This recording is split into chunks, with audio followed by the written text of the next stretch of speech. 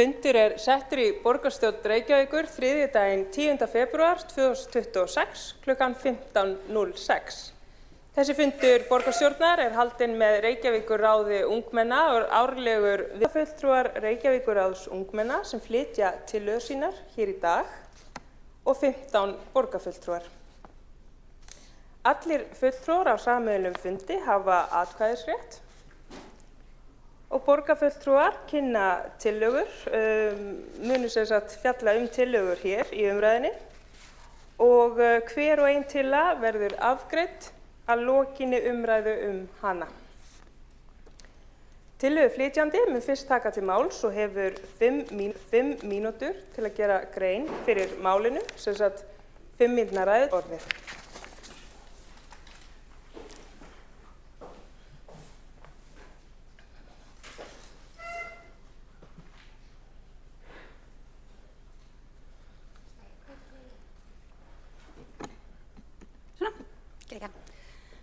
Forseti, ágæta borgarstjórn og sérstaklega þið gestum svona fundi þar sem að þið setjið ykkar mál á dagskrá. Ég held reyndar að það væri alveg fínt að ungmennaráðið ætti fulltrúa í þessum sal, en það nú mín skoðun. Ég hluti Sóley Mjöll Ásgeirsdóttir, hún var í fulltrúi í ungmennaráði Kjalarness. Hún lagði til að borgarstjórn samþykkti að félagsskóla og frístundastöð að gera úttekt á túlkun grunnskóla í borginni á matsviðmiðum aðalnámskrár við lok 10. bekkjar. Og Miðstöð menntunar og skólaþjónustu að vinna að þróun og innleiðingu matsferils sem ætlað að draga upp þessa heildstæðu mynd af námslegri stöðu og framföru nemenda, ekki bara við lok 10. bekkjar, heldur líka reglulega yfir skólagönguna. Þannig að núna eru 26 skólar sem eru að starfa með Miðstöð menntunar og skólaþjónustu innan 14 sveitarfélaga við aðstoðum þetta og við vonum að þetta komi til með að svara svolítið þessari spurningu og hjálpa okkur, ykkur nemendum auðvitað fyrst og fremst, en líka kennurum og öðrum að meta virkilega hvar maður stendur námslega gagnvart aðalnámskrá.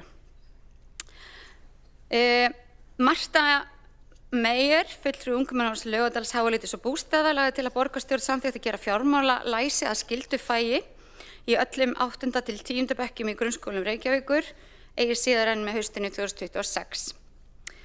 Það vissulega hæfni viðmið fjármálalæsi í aðalnámskrá. Það undir stærðfræði. Í kaflanum tölur og reikningur undirkaflinn fjármál þar sem að gert grein fyrir lykilhugtökum og dæmum námsmarkmið til að aðstoða nemendur við að öðlast skilning, færni og hæfni í fjármálalæsi. Það ekki til nein sér námsgrein sem heitir fjármálalæsi, en það kennt markvisst í gegnum hæfni viðmið í stærðfræði og fleiri námsgreinar eins og heimilisfræði og samfélagsgreinar. Þannig að skóla og frístunda svið mat það þannig. Þetta gert lindar með mjög mismunandi hætti. Ég fór inn í einn skóla upp í Grafarvogi þar sem þetta var, þar fengu allir nemendur ákveðna upphæð í byrjun árs og svo þurftu þeir einhvern veginn að vinna með hana allt árið og ég var bara næst í honum stressuð og voru svona sektir og svona ef maður hagaði sér ekki vel. Þannig að ég sá að það margar leiðir til þess að kenna þetta.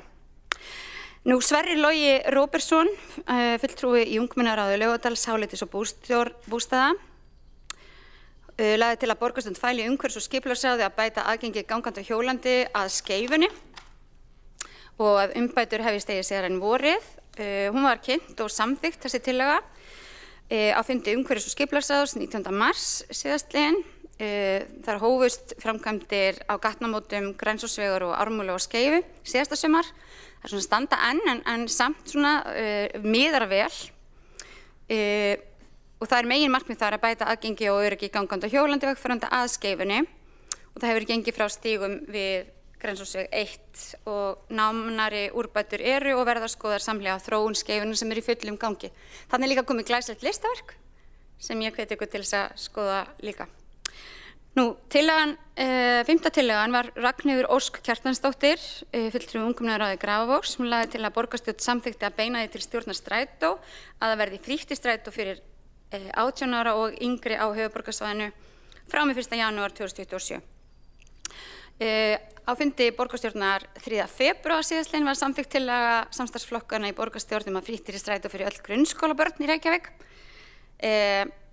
Hún hafi komið til framkvæmdar sem fyrst.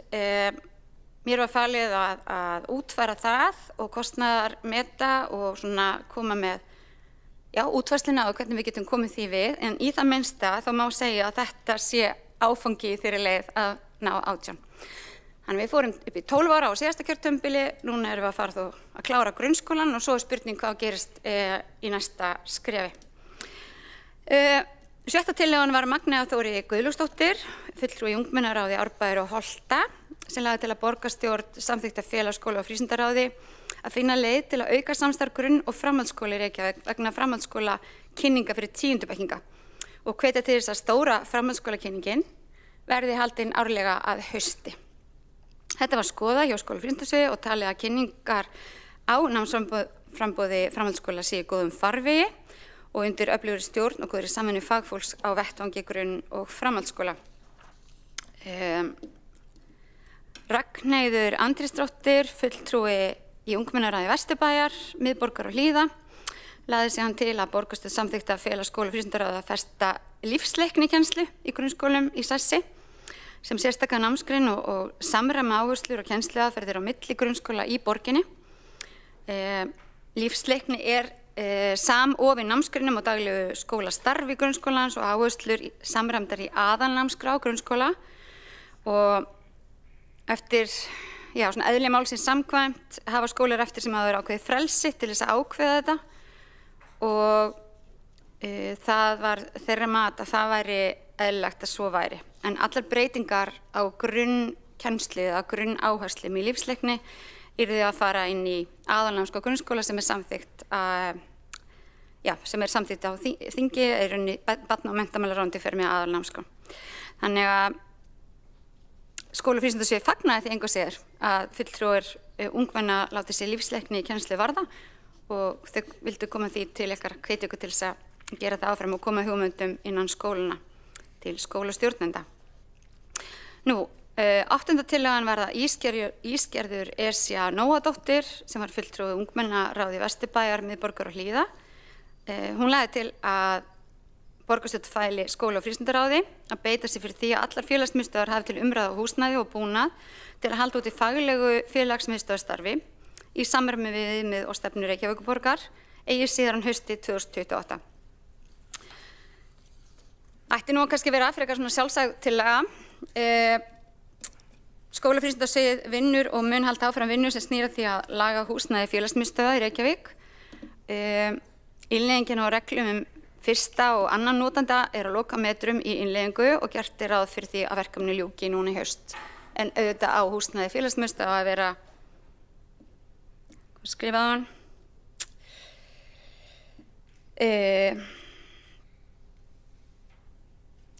Ásættanlegt til þess að halda úti faglegu félagsmiðstöðvarstarfi í samræmi við viðmið og stefnu Reykjavíkurborgar.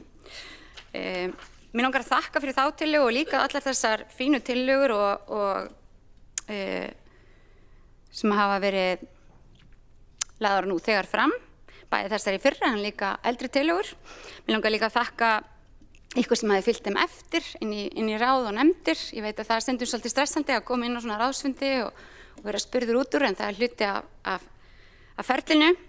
Mér langaði líka að þakka starfsfólkinu sem hefur unnið að þessu og unnið umsagnir og annað út frá tillögunum sem hafa komið frá ungmennaráðinu og ég bara hvet ykkur all til þess að halda áfram að spyrja spurninga og benda á það sem betur maður fara, ekki bara á þessum fundum, heldur líka bara alltaf.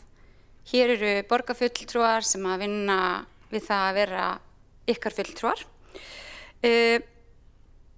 og eiga alltaf að vera að leita leiða til þess að gera samfélagið okkar betra. Ég hlakka bara til þess að góða og skemmtilega samtals í dag og hlusta á ykkur flytja ykkar tillögur og þakka fyrir mig. Heiða Björg Hilmisdóttir, borgarstjóri, hefur lokið máli sínu. Einn borgarfulltrúi, skilst forseta, hafi óskað eftir að veita ansvar, það er borgarfulltrúin Kjartan Magnússon. Já, forseti, góðir borgarfulltrúar og Reykjavíkurráðs liðar. Ég þakka borgarstjóra fyrir þessa yfirferð afdrif tillagnanna frá því í fyrra. Mér heyrist lítið af því að hafa komist til efnislegrar meðferðar, en það væri mjög æskilegt fyrir okkur að hafa þetta skýrt á blaði í greinargerð, hvað komst til framkvæmda og hvað ekki. Nú eftir fundin í fyrra, á næsta borgarráðsfundi eftir þann fund 30. janúar, þá óskuðum við borgarfulltrúar Sjálfstæðisflokksins eftir greinargerð, þar sem kemur fram með skýrum hætti hvaða tillögur voru afgreiddar og hvernig þær hefur komist til framkvæmdar. Nú tillögunni, og þá erum við að tala um fundin árið áður 2024, tillögunni var vísað til skrifstofu borgarstjórnar á fundi borgarráðs 20. febrúar, en síðan höfum við ekki heyrt og við höfum ekki fengið þessa greinargerð í hendur, og mig langar til að spyrja borgarstjórum ástæðuna fyrir því að þessi greinargerð hefur kannski ekki verið skrifuð, að minnsta kosti ekki verið birt, og getum við átt von á henni og kannski greinargerð frá þessum fundi líka. Kjartan Magnússon, borgarfulltrúi, hefur lokið við að veita ansvar. Svarar þá ansvari borgarstjóra Heiða Björg Hilmisdóttir. Já, kæri forseti og borgarfulltrúar, ég fór yfir það áðan í ræðunni minni hver afdrif hverrar einnar tillögu hafa verið. Það er sjálfsagt að senda þeim sem hafa áhuga á því bara ræðuna mína, og hvað aðrar greinargerðir varðar þegar aðrir borgarstjórar voru mögulega hér, þekki ég ekki, en það er sjálfsagt að fara yfir það í borgarráði. Vanti borgarfulltrúan einhver svör varðandi eitthvað sem tengist fyrri tillögum. En það er bara vel að borgarfulltrúan vilji fylgja því fast eftir hver afdrif tillagnanna eru, og ég veit að ungmennaráðið vill gera það líka, og kannski getum við fundið einhverja betri og gagnsærri lausn til þess að halda utan það til framtíðar. Heiða Björg Hilmisdóttir, borgarstjóri, hefur lokið að svara ansvari. Veitir þá ansvar öðru sinni, skilst forseta, öðru sinni borgarfulltrúan Kjartan Magnússon. Forseti góðir borgarfulltrúar Reykjavíkurráðs liðar, ég þakka fyrir svarið hjá borgarstjóra. Það er mjög mikilvægt að við höfum þetta með skýrum hætti fyrir framan okkur eftir hvern svona fund, hvað hefur verið samþykkt og hvernig hefur nást í framkvæmd.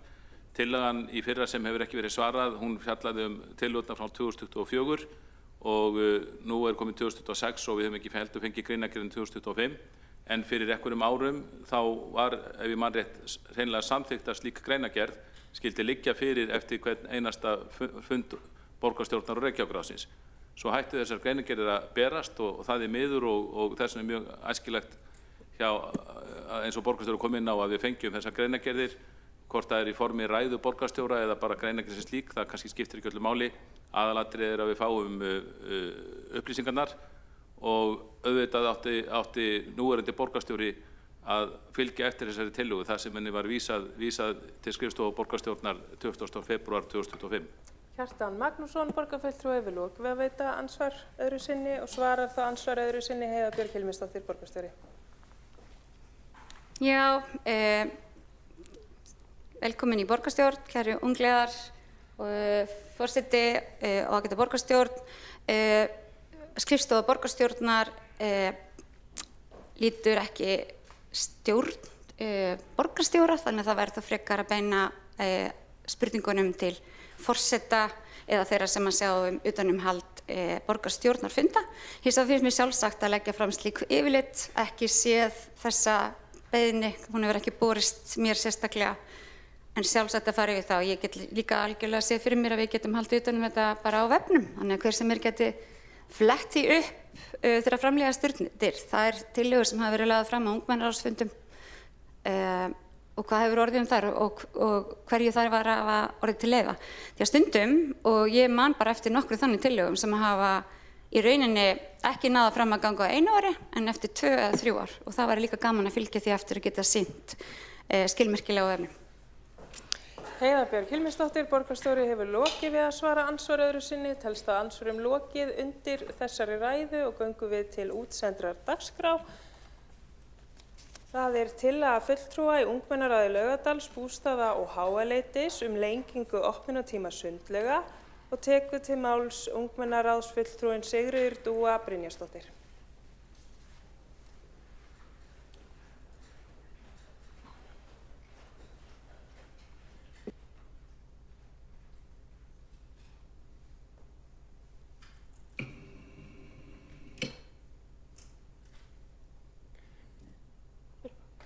Virðulegi forseti, borgarstjóri, borgarfulltrúar og aðrir gestir.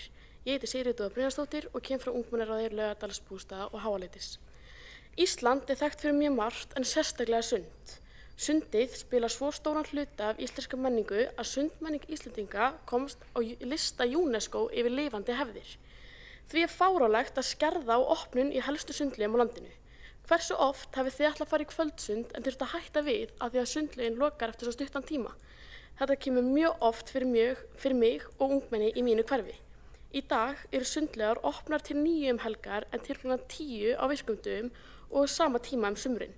Okkur langar að halda opnunartímanum eins og þeir eru á virkumdögum en að lengja opnunartímanum helgar til kl. 10 eins og það var áður og lengja sumartíman líka. Opnunartímanir voru 6:30 til 10 alla daga vikunar en árið 2004 var ákveðið að prófa að hafa opið til kl. 9 helgar en opið til miðnættis á fimmtudögum. En svo kom í ljós að miðnættissundið var ekki alveg að borga sig þar að það var tekið niður en ákveðið að halda að hafa opið til kl. 9 helgar og þannig hefur það verið. Okkur finnst þetta hreint út fáránlegt og viljum breyta aftur í til kl. 10 alla daga. Sund svo heilbrigð hreyfing og afþreying fyrir fólk á öllum aldri alltaf. Ungmenni komast ekki fyrr í sund vegna æfinga, álags í skólum og vinnum sem geta náð langt fram á kvöld. Líka núna þar sem æfingar eru að klárast mjög seint á kvöldin að þá svo næs að komast í sund eftir æfingu en ekki fyrir. Núna opið til kl. 9 helgar sem einmitt dagarnir þegar það ekki skólidaginn eftir og unglingar fá að vera lengur úti. Fjölskyldur hafa miklu meiri tíma saman helgar og nú spyr ég, eitthvað notalegra en kvöldsund með fjölskyldunni? Ekki nóg með það, þá hentar sund líka öllum aldri og það ekki allir í boltaíþrótt eða rækt og þá sund frábær hreyfing. Það alveg hægt að horfa á þetta sem skerðingu á möguleika fólks til að stunda holla hreyfingu, en sund líka ekki bara líkamleg hreyfing, heldur líka andleg. Ferskt loft, heitt vatn, núvitund og góður félagsskapur. Andleg heilsa skiptir svo miklu máli og ég veit vel að sund gott lyf fyrir kvíða eða streitu. Einnig verið að tala mikla skjá- og símanotkun hjá ungmennum í sundi, en í sundi það stranglega bannað og það í raun hægt að segja að það sé annað símalaust svæði sem hentar öllum í samfélaginu vel. Fullorðnum sem vilja að börnin hætti símanum og fyrir börnin sem vilja njóta samverustunda án þess að fullorðna fólkið sé í skjánum. Betra að vera bara í vatninu. Svo gæti þetta líka hjálpa íþróttafélögum að koma fyrir fleiri æfingum yfir lengri tíma, að miklu þægilegra að synda þegar ekki af tróðið á brautunum. Núna, rétt í þessu, var Ísland að komast yfir á lista hjá UNESCO yfir sundmenningun okkar. Þetta mjög merkilegt og enn meiri ástæði fyrir að halda sundmenningun okkar uppi. Franska bagettið líka á listanum yfir franska menningu og þetta svona smá eins og að takmarka sölu á bagettum í Frakklandi sem mjög fyndin tilhugsun. Við viljum líka lengja opnunartíman á sumrin og hafa þá opið til kl. 11 í júlí, júní og ágúst. Þetta væri þá 3 mánuðir og það myndi ekki kosta af mikið. Fólk fer yfir höfuð meira í sund á sumrin því það bjartara úti og bara eðlilegt að vera lengur úti og hvað þá í sundi. Það væri hægt að gera þetta í samræmi við útivistarreglur því samkvæmt þeim með að 13–16 ára börn vera úti til miðnættis. Við vitum samt vel að þetta kostar og gæti að hækka kostnað smá. En aftur, sund spila svo stóran part af menningun okkar frábær hreyfing og ekki síst fyrir andlega heilsu. Svo gæti þetta líka auka en tekjur á kvöldin fleiri mæta þá. En það koma svo fáir kvöld, eru önnur mótrök, en það bara ekki rétt og við getum ekki vita að því að fólk hætt að fara í sund á kvöldin að því það lokar svo snemma. En það sem við gætum gert að prufukeyra þetta í smá og sjá hversu mikið þetta skila sér. En svo má líka líta á kvöldofnum sem fjárfestingu í lýðheilsu ungmenna og það nú bara fjárfesting sem margborgar sig. Þannig að tillagan okkar að hafa opið til 10 alla vikuna og júní, júlí, ágúst opið til kl. 11. Sundlegar spila stóran part í menningun okkar, styrkir samfélagið og eflir heilsu fyrir allan aldurshóp. Takk fyrir mig. Sigríður Dúa Brynjarsdóttir, ungmennaráðsfulltrúi, hefur lokið máli sínu. 2 borgarfulltrúar hafa óskað eftir að veita ansvar. Veitir þá fyrst ansvar borgarfulltrúin Magnea Gná Jóhannsdóttir. Já, forseti, þetta kannski meira meðsvara þegar ég svo sammála Reykjavíkurráðsfulltrúnum þessa tillögu. Ég held að við séum öll sammála það að sund það sem að gera Ísland sérstakt og það sem að gera borgarinn okkar frábæra að það eru sundlaugar í nánast öllum hverfum. Allavega það þannig hjá mér. Þannig ég hlýnti þetta að vera skoðað vel. Ég sammála þessum rökum hvað varðar frí frá skjá. Ég noti sund líka til þess að aftengjast og slappa af. Þannig að ég vil bara vera með svona meðsvar að þetta sé frábær tillaga. Magnea Gná Jóhannsdóttir, borgarfulltrúi, hefur lokið við að veita andsvar, meðsvar. Óskar fulltrúin Sigríður Dúa Brynjarsdóttir eftir að svara. Telst á andsvörum afsakið. Þá veitir andsvar borgarfulltrúin Alexandra Brím. Forseti, já, bara takk fyrir flotta ræðu. Held að við séum alveg til í að reyna að skoða þetta, en auðvitað bara allt kostar nú peninga eða þannig, en ég vildi kannski spyrja, myndi þetta þurfa að vera í öllum lögum eða væri skoðandi að það væri breytilegt eftir, það væri kannski ein laug í hverju hverfi eða eitthvað svoleiðis? Væri það einhvers konar möguleiki? Alexandra Brím, borgarfulltrúi, hefur lokið við að veita ansvar og svara þá ansvari Sigríður Dúa Brynjarsdóttir, ungmennaráðsfulltrúi. Jú, mér líst líka bara vel á að hafa þetta í einni sundlaug í hverju hverfi, en ég meina, maður vill nú hafa samt að sé aðgengi fyrir bara allan aldurshóp alltaf. Já. Sigríður Dúa Brynjarsdóttir hefur lokið við að svara ansvari. Telst á andsvörum lokið undir þessari ræðu og tekur til máls borgarfulltrúin Skúli Helgason.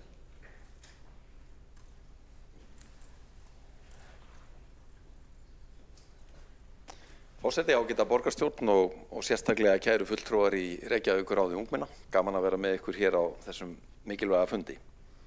Já, ég kem hér upp sem formaður menningar- og íþróttaráðs til þess að segja nokkur orð tillögu Sigríðar Dúu Brynjarsdóttur varðandi opnatíma sundlauga í borginni. Þess efnis að hann veri lengdur 1 klukkustund helgar og sömuleiðis á sumrin. Áður en ég kem að tillögunni langar mig að segja nokkur orð sundlaugamenninguna eins og Sigríður Dúa minntist á. Fyrst vil ég segja að það mín skoðun að sundaðastaðan í borginni og reyndar á Íslandi sé eitt af besta við landið okkar. Við erum löngu orðin vön því að geta farið í uppbyttaðar sundlaugar bæði inn og úti í borginni, en það eru lífsgæði sem að þekkjast ekki víða erlendis, þar sem ekki sami aðgangur að hitaveitu eins og við búum við hér á Íslandi. Og þar sem eru uppbyttaðar laugar eða baðsvæði aðgangsgjaldið gjarnan mun hærra en við innheimtum í okkar laugum. Og eins og framkom í máli Sigríðar Dúu þá var það ein af ánægjulegustu fréttum svona undir lok síðasta árs í desember að íslenska sundlaugamenningin var staðfest á lista UNESCO yfir óáþreifanlegan menningararf mannkyns eins og það var orðað, og þetta í fyrsta skipti sem að Ísland kemst á þann lista. Auðvitað skrítið í einhverjum skilningi að kalla sundlaugamenninguna óáþreifanlega því að sundlaugarnar okkar, mannvirkin, baðvatnið og auðvitað við, fólki sem að sækjum laugarnar, erum sannarlega áþreifanleg, þó ég mæli ekki endilega með því að fólk sé mikið að þreifa hvert á öðru í sundi nema það sé sérstaklega beðið. Við eigum 8 sundlaugar í borginni og það koma næstum 2,5 milljónir gesta í laugarnar okkar á hverju ári samtals. Þær hafa allar sín sérkenni og ég hvet ykkur öll til þess að prófa þær allar ef þið hafið ekki gert það nú þegar. Og það staðreynd að sundlaugarnar í Reykjavík eru opnar lengur en sundlaugar í öllum nágranna sveitarfélögum Reykjavíkur og reyndar á landinu öllu ef ég þekki það rétt, og við stöndum líka einna fremst í samanburði við Norðurlöndin og flest lönd Evrópu hvað þetta varðar. En við höfum sannarlega mikinn metnað til þess að bæta þjónustuna enn frekar. Þess vegna samþykktum við á fyrsta fundi nýs árs í menningar- og íþróttaráði í tilefni af útnefningu UNESCO einmitt að láta vinna sérstakar sóknaráætlun hvernig við getum gert enn betur, gert endurbætur í sundlaugunum okkar, bætt þjónustuna og ætlum til dæmis að ráðast í þjónustukönnun meðal sundlaugagesta hvað megi gera til að bæta aðbúnað á þjónustu í laugunum, en líka horfa til framtíðar og meta hvar við sjáum fyrir okkur næstu sundlaugar í borginni á næstu áratugum. Hvar helst svigrúm til þess að bæta við aðstöðu, leiktækjum, hreistibrautum, aðstöðu fyrir ungbarnafjölskyldur og fleira. Og ég vil þakka Sigríði Dúu og hennar félögum í ungmennaráði í Laugardalsbústað og Háaleitis fyrir góða tillögu. Ég er sannarlega sammála því sem að þar sagt að sund bæði holl og heilsueflandi hreyfing. Hún frábær fyrir andlegt heilbrigði og auðvitað miklu betri kostur en skjátími sem að skilur lítið eftir sig í mörgum tilvikum og mikill tímaþjófur eins og við öll þekkjum á eigin skinni. Við stigum skrefi fyrra til þess að lengja opnatíma sundlauganna okkar á sumrin klukkutíma til klukkan 10 frá 1. júní til 1. september og reynslan af því var góð. Það því mikill vilji hjá okkur og jákvæðni fyrir því að gera það áfram og við munum skoða á næstu vikum hvort við getum tekið viðbótar skref í þeim efnum. Þessu fylgja viðbótar útgjöld, það rétt, það þarf að borga starfsfólki laun í lengri tíma og laun eru hærra á kvöldin en á daginn, en það er allt hægt í þessum efnum. Og eins og Sigríður Dúa fór vel yfir í sinni ræðu, það er hægt að taka svona skref í áföngum, það er hægt að byrja með tiltekna laugar og útvíkka þetta svo yfir allt sundlauganettið, þannig að möguleikarnir eru margir. Og ég vil ljúka mínu máli með því að segja að ég er mjög fylgjandi því að við fjöllum þessa tillögu með opnum huga, legg til að henni verði vísað í menningar- og íþróttaráð og vil gjarnan bjóða Sigríði Dúu að mæta þar sem tillöguflytjanda til þess að kynna tillöguna, taka þátt í umræðum við okkur sem að setjum í ráðinu og setjum hana síðan í formlega vinnslu og afgreiðslu í kjölfarið. Takk fyrir. Skúli Helgason, borgarfulltrúi, hefur lokið máli sínu. Einn borgarfulltrúi hefur óskað eftir að veita andsvar, það er borgarfulltrúin Sandra Hlíf og Kares. Forseti og kæra ungmennaráð, ég vil bara byrja að þakka fyrir þessa tillögu, þetta er góð tillaga. Ég kalla nú kannski svolítið eftir því að afstöðu borgarfulltrúans Skúla Helgasonar gagnvart þessari tillögu, því að tekur undir það að þetta sé vilji og það sé jákvæðni, en það er samt sem áður ekkert svar. Nú liggur fyrir að það er náttúrulega sjálfsög aukinn kostnaður við að halda lögunum opnum, en ég held að það var nú verið einhver góður borgarbúi sem reiknaði það nú út að þetta verið cirka 11 krónur eða eitthvað svoleiðis á íbúa eða notanda sem myndi bætast við að bæta þessum klukkutíma sem var þó bætt við þarna sumartíman. Þannig að ég kalla kannski meira bara eftir afstöðu til þess, ekki bara vilja og jákvæðni. Stendur til að taka þessa tillögu til afgreiðslu eða fer hún inn í þessa sóknaráætlun og hvenær verður sóknaráætlunin tilbúin og hvenær megum við ætlast til þess að þær tillögur sem komið til framkvæmda. Sandra Hlíf og Kares, borgarfulltrúi, hefur lokið við að veita ansvar, svara það ansvar er borgarfulltrúin Skúli Helgason. Forseti, ágæta borgarstjórn og félagar í Reykjavíkurráði ungmenna, ég er jákvæður fyrir tillögunni, get sagt það bara hreint út, en við þurfum auðvitað að fjalla nánar hana í ráðinu og fara einmitt yfir mismunandi útfærslur. Það fer auðvitað eftir útfærslunni hver kostnaðurinn verður. Ég get upplýst það að það kostaði 7 milljónir að lengja 1 klukkutíma í fyrra á sumrin. Þannig að þetta er ekki risastórar upphæðir sem eru undir, en hér er verið að tala að lengja klukkutíma bæði yfir vetrar og sumartíman. Þannig að það verður eitthvað hærri fjárhæð en það, en það fer eftir útfærslunni hvort við færum í alla laugarnar eða myndum byrja eitthvað með skemmri skýrn. En þetta er allt hluti sem við förum vel yfir í ráðinu. Varðandi sóknaráætlun þá erum við að leggja það upp þannig að hún verði unnin í 2 áföngum. Við fáum inn áfangaskýrslu í apríl og síðan komi endanlega niðurstöður seinna á árinu. Skúli Helgason, borgarfulltrúi, hefur lokið að svara ansvari og veiti þá ansvar öðru sinni, borgarfulltrúin Sandra Hlíf og Kares. Forseti, bara þakka fyrir þetta svar. Ég vil bara hvetja þennan meirihluta að taka þessa tillögu alvarlega til skoðunar og líka líta til þess að það er náttúrulega hellingsforvörd líka í því að hafa laugarnar opnar. Þannig að þetta er þetta líka fjárfesting í því, þannig að þegar horft er til aukinnar útgjalda, að hvað spörum við líka með því að fá betri geðheilsu og minni skjáttíma og allt sem því fylgir. Og ég bara hvet fulltrúi ungmennaráðsins til að standa fast á sínu og fylgja þessu hart eftir í ráðinu. Takk.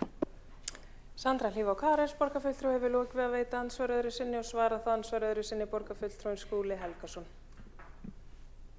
Já, forseti, ágæta borgarstjórn og félagar í Reykjavíkurráðinu. Ég tek undir þetta sem Sandra Hlíf er að benda á með forvarnaþáttinn og lýðheilsuna.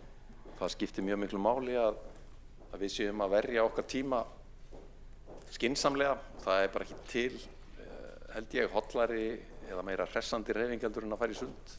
Fyrir utan bara félagslega þáttinn að vera með sínum vinum og kynningjum eða foreldrum ef að menn þora að láta sjá sig á almannafæri með foreldrum sínum heldur en að fara í sund. Þannig að við eigum bara að gera sem mest af því að lyfta okkar sundlaugamenningu, hafa þjónustuna eins góða hún getur verið og það er það sem við viljum gera hér í borginni. Skúli Helgason, borgarfulltrúi, hefur lokið við að svara ansvari öðru sinni og telst á ansvörum lokið undir þessar ræðu og tekur til máls Marta Guðjónsdóttir, borgarfulltrúi.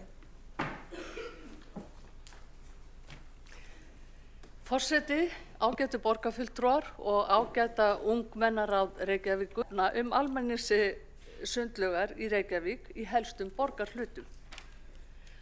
Það öllum ljóst að Reykjavík sundlaugaborg og vinsældir laugana stór hluti af okkar menningu. Fyrir utan lýðheilsugildi laugana gegna þær hlutverki sem hjartakverfana og eru samofnar menningu borgarinnar. Íbúar Reykjavíkur líta á laugarnar sem aðgengilega og sjálfsagða afþreyingu, en þá þarf afgreiðslutími þeirra að vera hentugur. Hver laug á að hafa fjölþætt hlutverk í sínu hverfi. Laugin á að vera samkomustaður fólks í hverfinu og leikvöllur fjölskyldunar. Þess vegna brýnt að afgreiðslutími sundlaugana sé og verði ekki skertur heldur rýmkaður. Mikilvægt að sundlaugarnar séu opnar á frídögum fjölskyldunar eins og til dæmis páska og hvítasunnu, og þá líka mikilvægt að opnunartíminn verði lengdur til klukkan 22 á virkum dögum og helgar. Eins og segir í greinargerð tillögunnar að sund holl og heilsueflandi skjálaus afþreying. Þetta mjög mikilvægt. Ekki veitir af. Og þetta skapar ungmennu tækifæri til að eyða kvöldstundum helgar í jákvæðri afþreyingu. Mig langar til þess að færa hér fram ósk til formanns menningar- og íþróttaráðs sem var að vísa tillögunni, þessari metnaðarfullu tillögu sem hún Sigríður Dúa Brynjarsdóttir var að flytja hér, af því að henni var vísað í ráðið til ykkar, að þið takið þessari tillögu jákvætt og samþykkið hana þar. Og vona að okkur gangi öllum vel með það að fá opnunartíma sundlaugana lengdan sem fyrst. Marta Guðjónsdóttir, borgarfulltrúi, hefur lokið máli sínu og ekki hafa fleiri óska eftir því að taka til máls undir þessum dagskrárlið, þannig að við göngum til atkvæðagreiðslu tillöguna og óska eftir því að borgarfulltrúar og ungmennaráðsfulltrúar séu í salnum, þannig að hægt sé að ganga til atkvæðagreiðslu þá málsmeðferðartillögu sem hefur borist.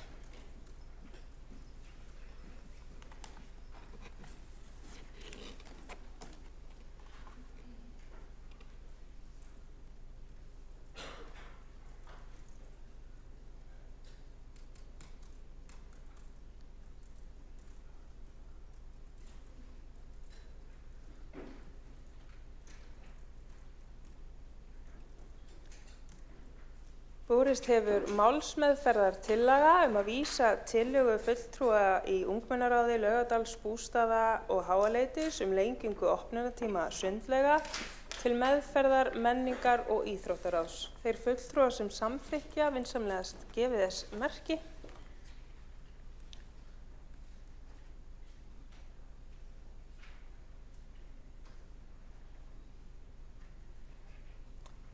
Þá telst málsmeðferðartillagan samþykkt með öllum greiddum atkvæðum.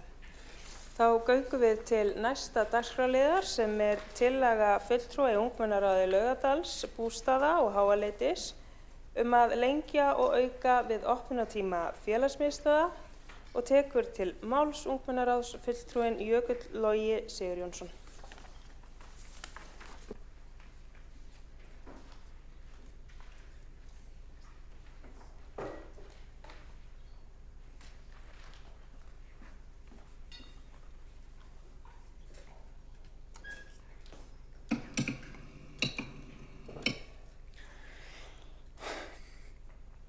Virðulegi forseti, borgarfulltrúar og aðrir gestir. Ég heiti Jökull Logi og ég kem frá ungmennaráði Kringlumýrar. Við í ungmennaráði Kringlumýrar leggjum til að opnunartími í félagsmiðstöðvum verði lengdur til 22 á mánudögum og miðvikudögum og til 22:30 á föstudögum. Að auki væri hægt að auka kvöldopnun við annaðhvort á þriðjudegi eða fimmtudegi. Árið 2023 var gerð breyting á opnunartíma í öllum félagsmiðstöðvum þar sem opnunartími var styttur korter á mánudögum og miðvikudögum. Þessi stytting 15 mínútur sparaði borgina 11 milljónir, en einnig voru tínd til rök mikilvægi þess að unglingar væru komnir fyrr heim til að geta farið fyrr að sofa og uppfyllt grunnþörf sína í svefni. Árið 2004 var svo gerð breyting á byrjun skóla þar sem skóladagurinn byrjar í fyrsta lagi 8:50.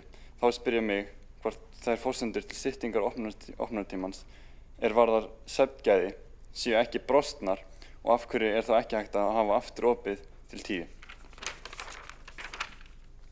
Einnig veltum við fyrir okkur hvort það sé ekki hægt að bæta við auka kvöldopnun í viku til 21:45 þar sem unglingar komast þá tímanlega heim en þeim stendur til boða jákvæð afþreying eða athvarf fleiri kvöld í viku. Félagsmiðstöðvar eru staður þar sem ungmennum á að líða vel, þannig þá spyr ég jafnframt bara, af hverju erum við að stytta opnunartíma til þess að spara peninga? 11 milljónir í alvörunni meira virði en andlega og félagslega heilsa ungmenna? Með leyfi forseta kemur fram í grein 92 barnaverndarlögum að börn sem eru á aldrinum 13 til 16 ára skuli vera á almannafæri eftir klukkan 22 nema að þau skuli ekki vera á almannafæri eftir klukkan 22 nema að þau séu á heimferð frá viðurkenndri skóla, íþrótta eða æskulýðssamkomu. Það var talað að stytting opnunartíma væri til þess að krakkar komist heim fyrir klukkan 10 en þetta segir okkur að krakkar mega vera úti eftir klukkan 22 ef það verið að fara heim úr skipulögðu æskulýðsstarfi. Síðan þessi breyting hefur verið gerð erfiðara fyrir starfsmenn að segja ungmennum að fara heim þar sem klukkan ekki orðin 10 og krakkar fara ekkert endilega beint heim og eru þá líklegir til hópamyndunar utandyra og getur aukið þörf á vettvangsstarfi í félagsmiðstöðva sem kostar líka peninga. Með leyfi forseta stendur á reykjavík.is undir félagsmiðstöðvar að lögð sé sérstök áhersla á að ná til þeirra unglinga sem þarfnast félagslegs stuðnings og að bjóða upp á fjölbreytilegt viðfangsefni. Unnið í klúbbum, sértæku hópastarfi, opnunarstarfi og tímabundnum verkefnum. Af hverju erum við þá að stytta opnunartíma sem bitnar á börnum bara til þess að spara peninga? Ég tala nú ekki þegar það þarf síðan að spara meiri peninga. Þarf þá að stytta aftur annað korter. Lenging á opnunartímum félagsmiðstöðvum styður við fornvarnagildi félagsmiðstöðva ásamt því að það geti stuðlað að því að fólk verði minna inni í símanum, það fjölgar tækifærum unglinga til tengslamyndunar, dregur úr áhættuhegðun og hópamyndun á kvöldin.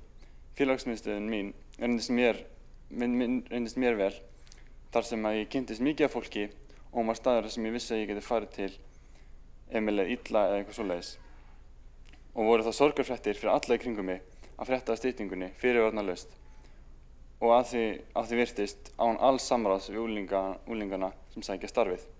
Lenging opnunartíma myndi að auki stuðla að auknu jafnræði ungmenni frá ólíkum aðstæðum félagslega sem hafa ekki tök á stunda aðrar tómstundir eiga öruggt skjól í sinni félagsmiðstöð óháð því hvernig aðstæður eru heima fyrir eða í skólanum. Takk fyrir mig. Jökull Logi Sigurjónsson, ungmennaráðsfulltrúi, hefur lokið máli sínu. Einn borgarfulltrúi hefur óskað eftir að veita ansvar. Það borgarfulltrúin Erlingur Sigvaldason. Forseti, ég eins og Magni Agná rétt áðan var að gefa meðsvar, þá ætla ég líka að gefa meðsvar. Þetta frábært tillaga. Ég sjálfur félagsmiðstöðva starfsmaður og rökin sem Jökull bendir á eru stórgóð. Það má ekki gefa neitt eftir þegar kemur að forvörnum og félagsmiðstöðva starfi. En mér finnst að tillaga mætti líka bara ganga ennþá lengra og af hverju ekki líka veltaði fyrir okkur hvers vegna félagsmiðstöðvar ekki opnar helgar. Það líka eitthvað sem við þyrstum raunverulega pæli. Takk fyrir. Erlingur Sigvaldason, borgarfulltrúi, hefur lokið við að veita ansvar, óskar eftir að svara ansvari. Telst að ansvörum lokið undir þessari ræðu og tekur til máls borgarfulltrúin Helga Þórðardóttir.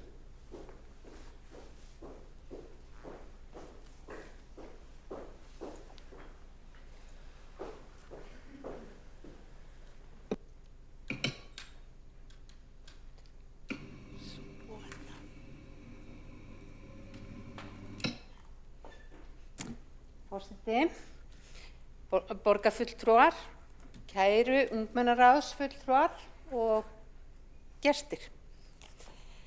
Hér lagt til að lengja opnunartíma félagsmiðstöðva korter á mánudögum og miðvikudögum en hálftíma á föstudögum. Einnig lagt til að bæta við einum opnunardegi annaðhvort á þriðjudögum eða fimmtudögum. Þetta virkilega góð tillaga og ég tek undir með tillöguflytjanda að það sé mikilvægt að efla félagslegt umhverfi barna og ungmenna og að öflugt félagsstarf stuðli að auknu öryggi og dragi úr áhættuhegðun. Öflugt félagsstarf skipar stóran sess í lífi barna og unglinga í Reykjavík. Í góðu félagsstarfi lögð áhersla á að efla félagsfærni, styrkja sjálfsmynd og styðja við heilbrigðan lífstíl barna og ungmenna. Alþjóðlegar rannsóknir sýna að börn og unglingar sem taka þátt í skipulögðu félags- og frístundastarfi upplifa meiri vellíðan, standa sig betur félagslega og eru síður líkleg til að hverfa frá námi en þau sem ekki taka þátt. Rannsóknir sýna líka að frístundastarf skiptir mikilvægu hlutverki í forvörnum. Þess vegna var það vond ákvörðun að stytta opnunartíma félagsmiðstöðva árið 2023. Ég kom ekki að þeirri ákvörðun, svo það sé tekið fram, sérstaklega í ljósi þess að rannsóknir sýndu að andlegri heilsu ungmenna hrakaði eftir COVID-tímabilið.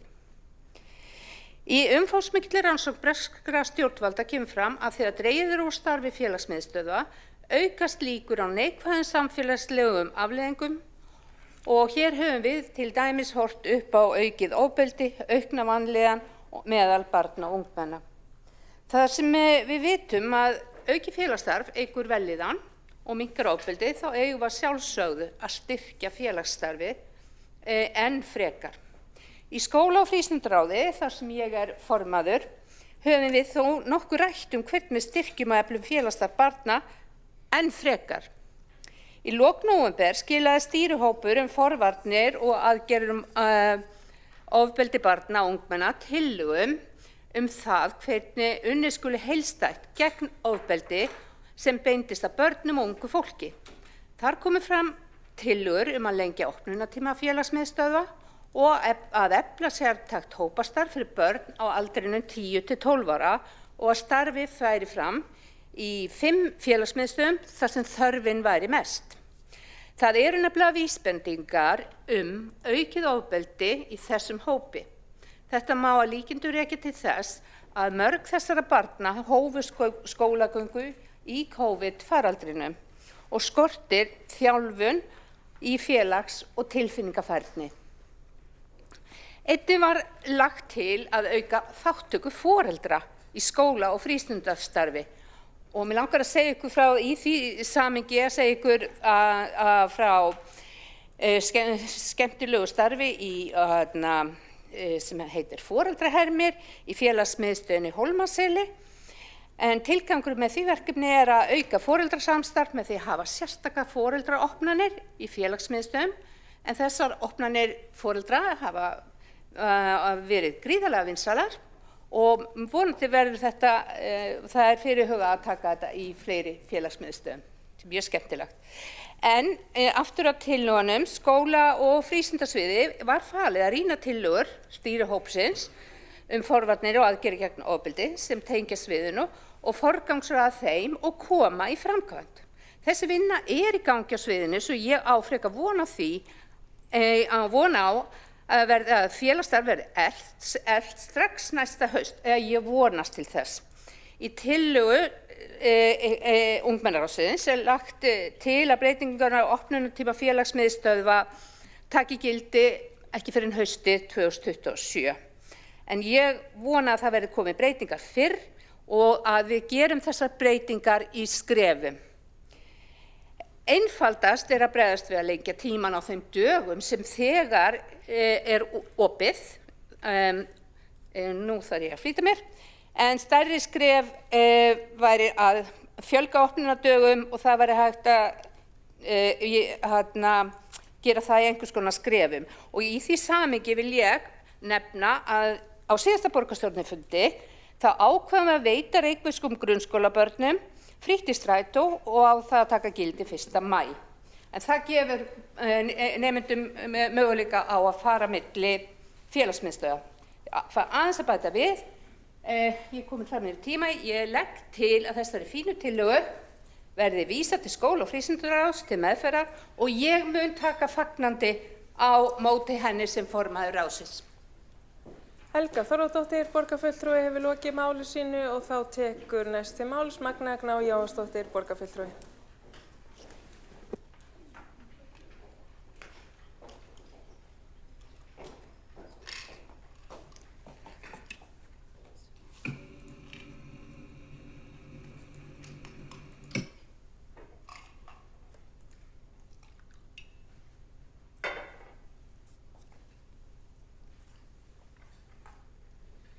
Forseti, ágæta borgarstjórn, kæru fulltrúar Reykjavíkurráðs ungmenna og aðrir áheyrendur. Nú ræðum við tillögu Jökuls Loga Sigurjónssonar, fulltrúa í ungmennaráði Laugardals, Bústaða og Háaleitis lengingu og opnunartíma í félagsmiðstöðvum til klukkan 10 á mánudögum og miðvikudögum og föstudögum til klukkan 10:30 og jafnframt að bæta við einum opnun á viku. Ég fagna þessari tillögu og ég mun styðja framgöngu hennar og ætla að fara yfir 3 ástæður fyrir því að ég styð tillöguna. Í fyrsta lagi þurfa ungmenni stað utan heimilis og skóla, sérstaklega á kvöldin. Heimilið og skólinn eru grunnstoðir í lífi barna, en ungmenni þurfa líka þriðja rýmið. Það er stað þar sem þau geta verið þau sjálf, hitt vini og tilheyrt. Þörfin fyrir slíkan stað eykst oft á kvöldin. Þá eru margir hættir öðrum tómstundum og ungmenni vilja fara að hitta önnur ungmenni. Þá er mikilvægt að hafa aðgang að félagsmiðstöð sem er öruggt og uppbyggilegt rými. Við vitum líka að þegar við eldumst þá minnkar áhugi okkar á að vera heima með fjölskyldinni. Þörfin fyrir að fara út úr húsi og hitta vini eykst og við verðum sjálfstæðari sem einstaklingar. Lengri opnunartími þýðir að ungmenni geti valið sér öruggan griðastað á kvöldin til að hitta vini, taka þátt í skipulagðu hópastarfi eða viðburðum í félagsmiðstöðum, í stað þess að vera úti eða á öðrum stöðum. Við megum heldur ekki gleyma því að það er ekki öll börn sem eiga gott heimili og því er mikilvægt að það sé öruggur griðastaður fyrir þau börn sem þess þurfa. Mig langar líka að nefna að þegar borgin tók það ákvörðun að stytta opnunartíma félagsmiðstöðvanna á sínu tíma, þá var ég mótfallin því. Og ég tel mikilvægt að þegar við tökum ákvörðun sem varðar sérstaklega hagsmuni börn og ungmenna, þá verðum við að taka þeirra sjónarmið inn í þá umræðu og það var ekki gert í þessari ákvörðunartöku sem ég tel miður. Og jafnvel þó að fjárhagsstaða borgarinn hafi verið slæm á þeim tíma, þá tel ég að þetta hafi ekki verið rétt hagræðing. Lengri opnun í félagsmiðstöðvum tryggir aðgengi ungmenna að öruggu umhverfi og skipulagðu æskulýðsstarfi með fagfólki í kringum sig. Það er mikilvæg fjárfesting sem leiðir mig á næstu ástæðu fyrir því að ég styð þessa tillögu. Í öðru lagi er unnið öflugt forvarnastarf í félagsmiðstöðvum og þar fyrir fram snemmtæk íhlutun. Skipulagt æskulýðsstarf með fagfólki skiptir máli fyrir farsæld barna og ungmenna. Þar fyrir fram víðtæk fræðsla hin ýmsu málefni. Það sem eðli félagsmiðstöðva er annað en skóla myndast oft traust á milli ungmenna og starfsfólks á auknum jafningjagrundvelli. Ungmenni greina þar oft frá erfiðleikum sínum við starfsfólk og starfsfólk tekur eftir því ef barn á í erfiðleikum, hvort sem það tengist líðan, félagslegu vanda eða áhættu hegðun.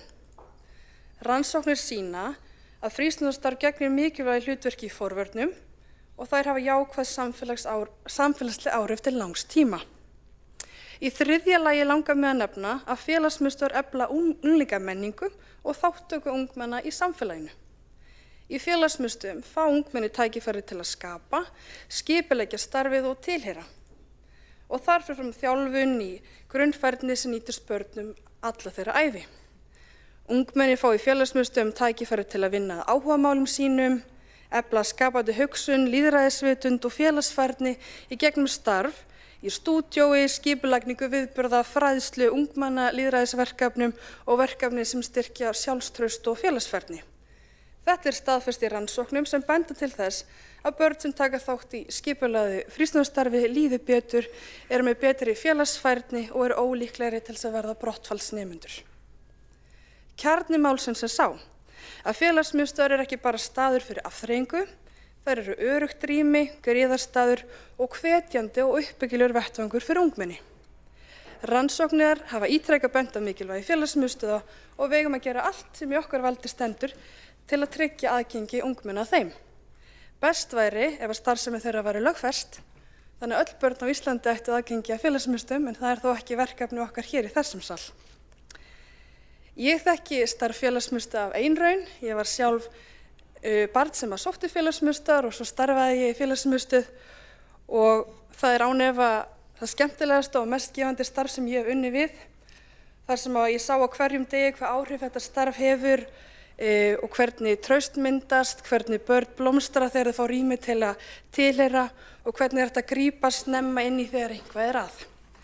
Þessa reynsla styrkir enn sannfæringunum mína fyrir því að við fengum að styðja við félagsmiðstöðvarstarf og ég mun því styðja þessa tillögu og framgang hennar. Magnea Gná Jóhannsdóttir, borgarfulltrúi, hefur lokið máli sínu. Ekki hafa fleiri óskað eftir því að taka til máls undir þessum dagskrárlið, þannig að við göngum til atkvæðagreiðslu þá málsmeðferðartillögu sem hefur borist.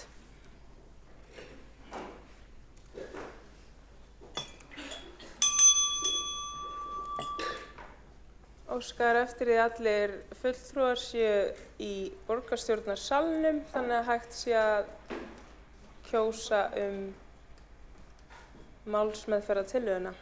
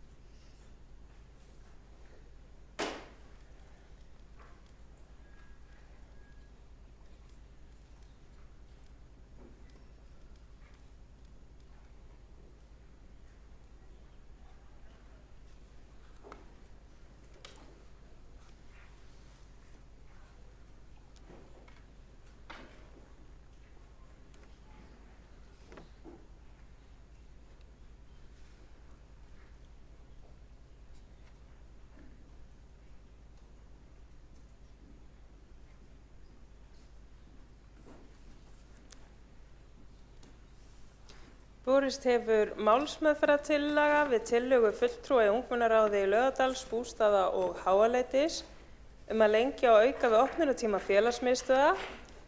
Þar sem í málsmeðferðartillögu er lagt til að tillögunni verði vísað til meðferðar skóla- og frístundaráðs. Þeir borgarfulltrúar sem samþykkja.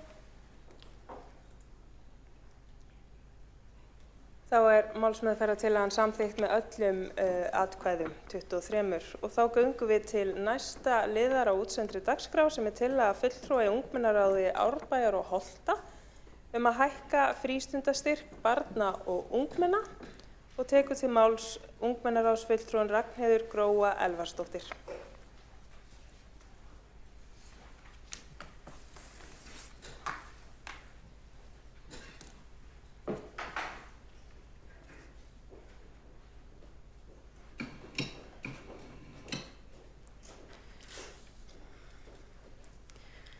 Ágæti borgarstjóri, forseti borgarstjórnar og aðrir gestir. Ég heiti Ragnheiður Gróa Elvarsdóttir og ég er fulltrúi ungmennaráðs Árbæjar og Holta.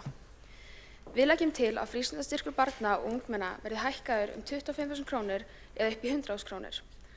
Það eru liðin 3 ár síðan styrkurinn var hækkaður síðast og nú til dags eru flest ungmenni að stunda að minnstakosti eina tómstund eða íþrótt sem kostar að meðaltali 50.000 krónum meira en núverandi frístundastyrkur barna og ungmenna. Þar teljum við ekki með fatnað, búnað, mót, æfingaferðir og svo framvegis.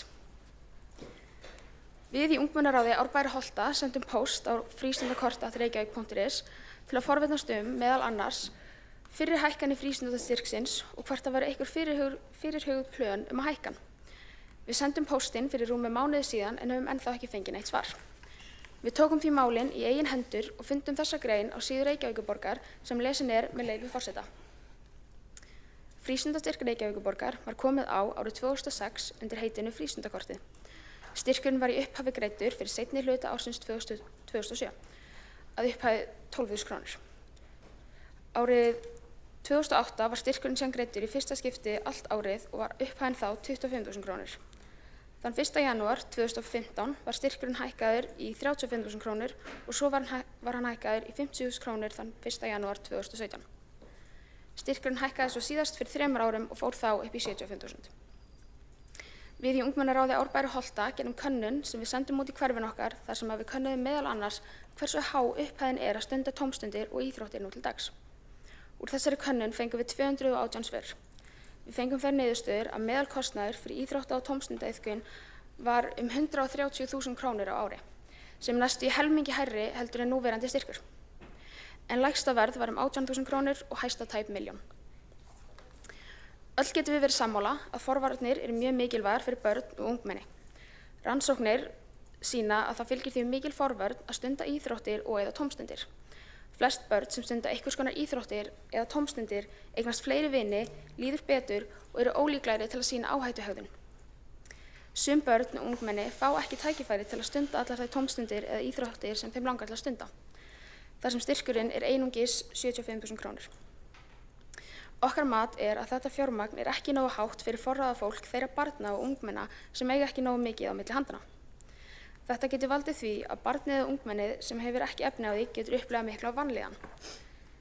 Þau geta einnig orðið mjög einmana vegna þess að þau fá ekki þetta tækifæri til þess að kynnast fleira fólki og fá þessa félagslegu örvun.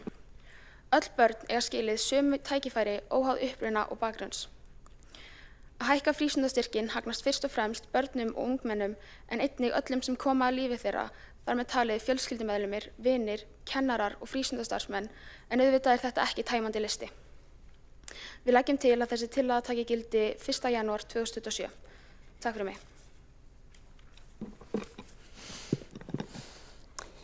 Þá hefur ungmennaráðsfulltrúin Ragnheiður Gróa Elvarsdóttir lokið máli sínu og næstur á mælendaskrá er borgarfulltrúin Ellen Jacqueline Kalmon.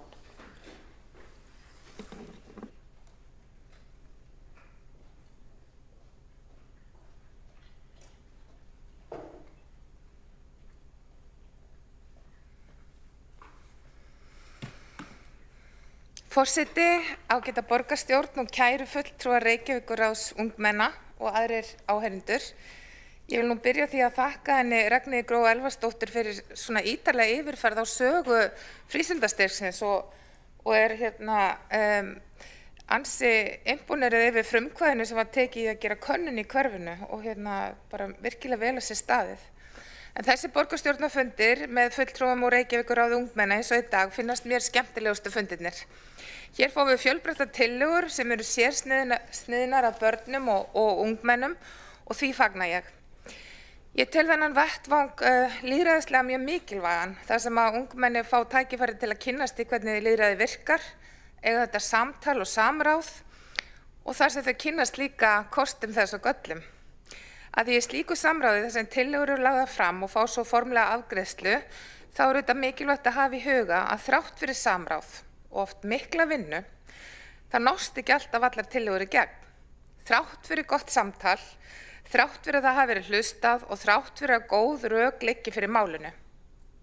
En niðurstaða samráðs er ekki alltaf að einn eða annar nái sínu fram, heldur er að stundu þannig að enginn nær sínu fram og stundum er að þannig að báðir aðilar þurfa að gefa eitthvað eftir og koma svo að niðurstöðu einhverja málamiðlunartillögu. Og stundum er niðurstaðan líka bara svo að tillagan fellur út af borðinu vegna ýmissa þátta sem geta verið tæknilegir, þeir geta verið fjárhagslegir, málið er í vinnslu annars staðar eða af öðrum orsökum. Það getur stundum verið erfitt að horfa fram á niðurstöðu aðra en maður hafi óskað sér, en þá gildir það, gott fólk, að gefast ekki upp og reyna aftur síðar eða annar staðar. Og til ykkar ungmennana sem sitja hér í dag vil ég segja, aldrei gefast upp á málum sem þú trúir á og aldrei hætta að þora að tala fyrir þínum baráttumálum. Að þessu sögðu þá fagna ég þeirri umræðu sem tillaga Ragnheiðar Gróu Elvarsdóttur, fulltrúa í ungmennaráði Árbæjar og Holta, fjallar sem er mikilvægi frístundastarfs fyrir börn og ungmenni og áhrif fjárhagslegs aðgengis í þátttöku í íþróttum og tómstundum. Það er algjörlega rétt hjá henni að frístundastyrkur skiptir miklu máli fyrir fjölskyldur sem að glíma við fjárhagslegar þrengingar og stuðningur við þátttöku barna í tómstundum er sannarlega forvarnarmál sem skilar sér til lengri tíma til samfélagsins. Það er þó jafnframt mikilvægt að horfa til heildarmyndar og gagna þegar það á að móta svona stefnum frístundastyrk og fjárhæðir og reglur og það er þekkt að nýting frístundastyrks Reykjavíkurborgar mætti vera meiri. Og skýringur á því hafa meðal annars verið vegna skorts á aðgengi að viðeigandi frístundastarfsemi eða vegna þess að styrkurinn dugar ekki til að mæta kostnaði í heild. Og þetta má sérstaklega greina í hverfi eins og Breiðholti, þekkjum við, þar sem hlutfall barna sem nýta frístundastyrk marktakt lægra en í öðrum hverfum borgarinnar.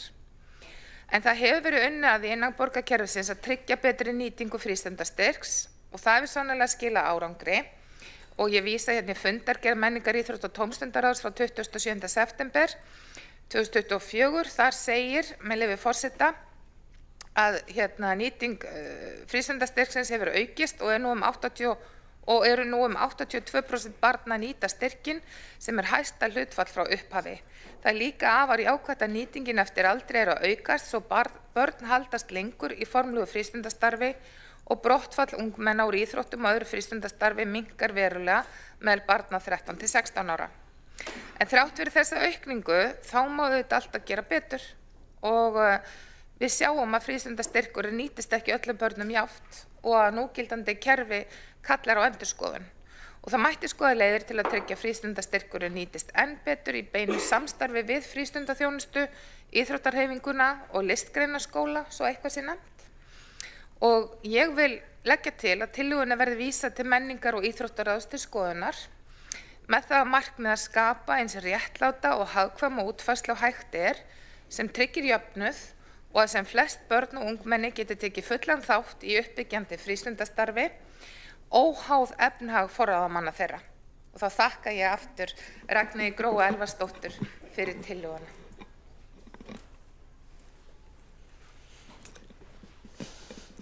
Þá hefur Ellen Jacqueline Kalmon, borgarfulltrúi, lokið máli sínu og næstur á mælendaskrá borgarfulltrúin Friðjón R. Friðjónsson.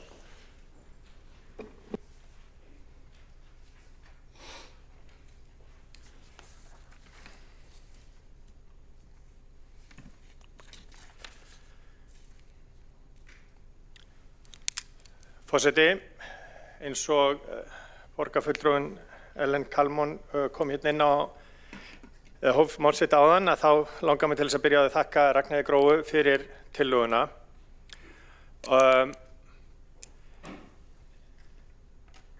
Fyrir 40 árum síðan var haldinn borgarstjórnarfundur unglinganna þar sem að sá sem að hér stendur hélt ræðu og það var líklega fyrsta svona tilvikið og það var í október 1985. Umræðuefni okkar þá voru fleiri félagsmiðstöðvar, við vildum æskulýðshöll í miðborgina, við töluðum strætó, hjólreiðabrautir, meðfram götum en ekki eitthvað staðar út í móa og svo var talað vinnuskólan.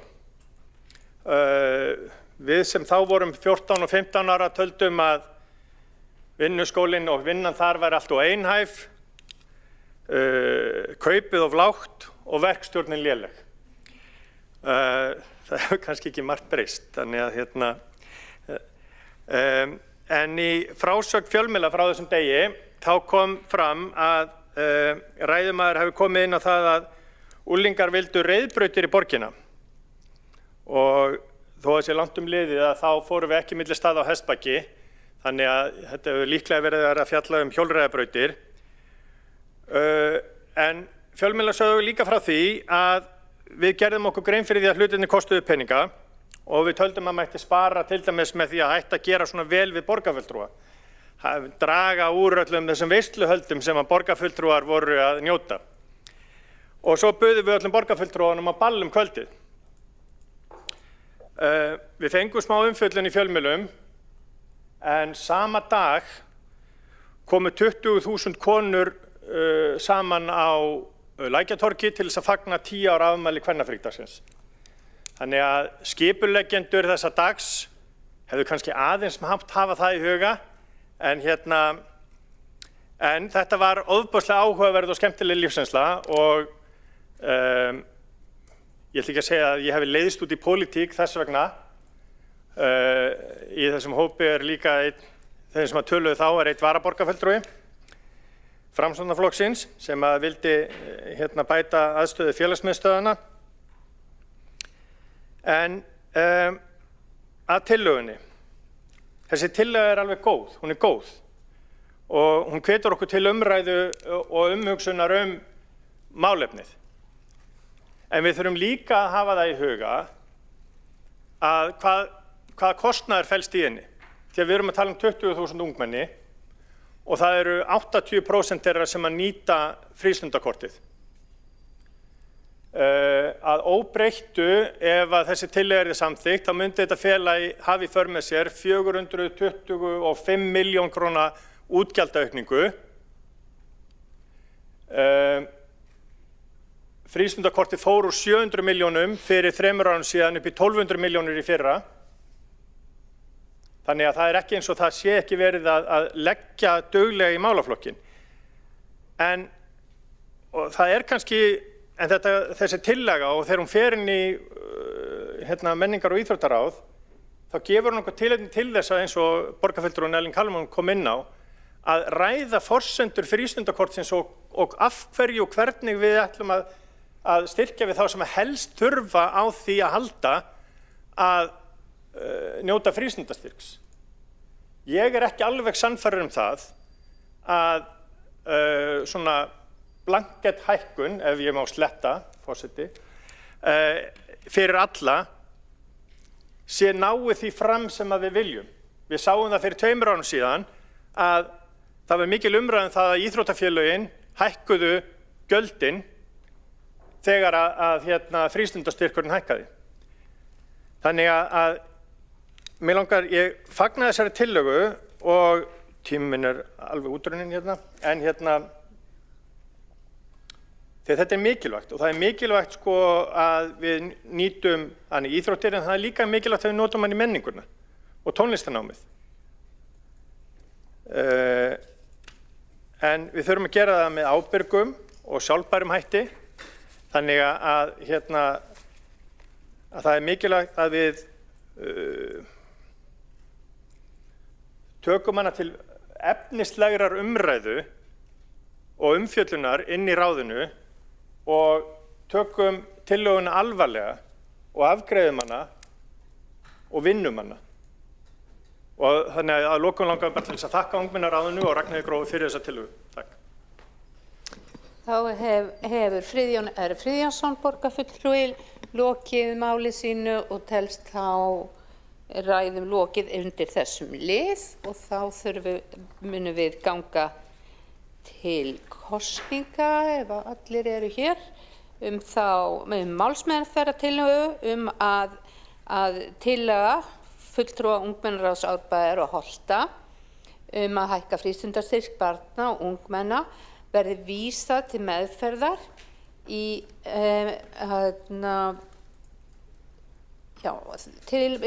menningar- og íþróttaráðs. Hverjir greiða því atkvæði? Ég líka.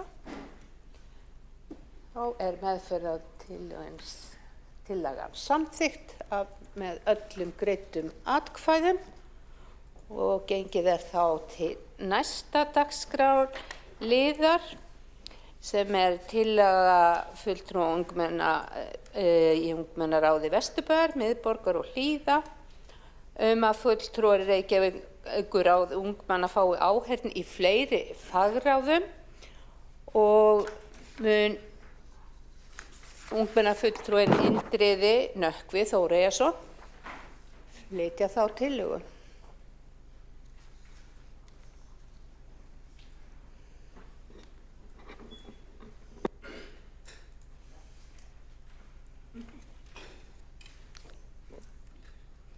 Virðulegi forseti, borgarfulltrúar og aðrir góðir gestir.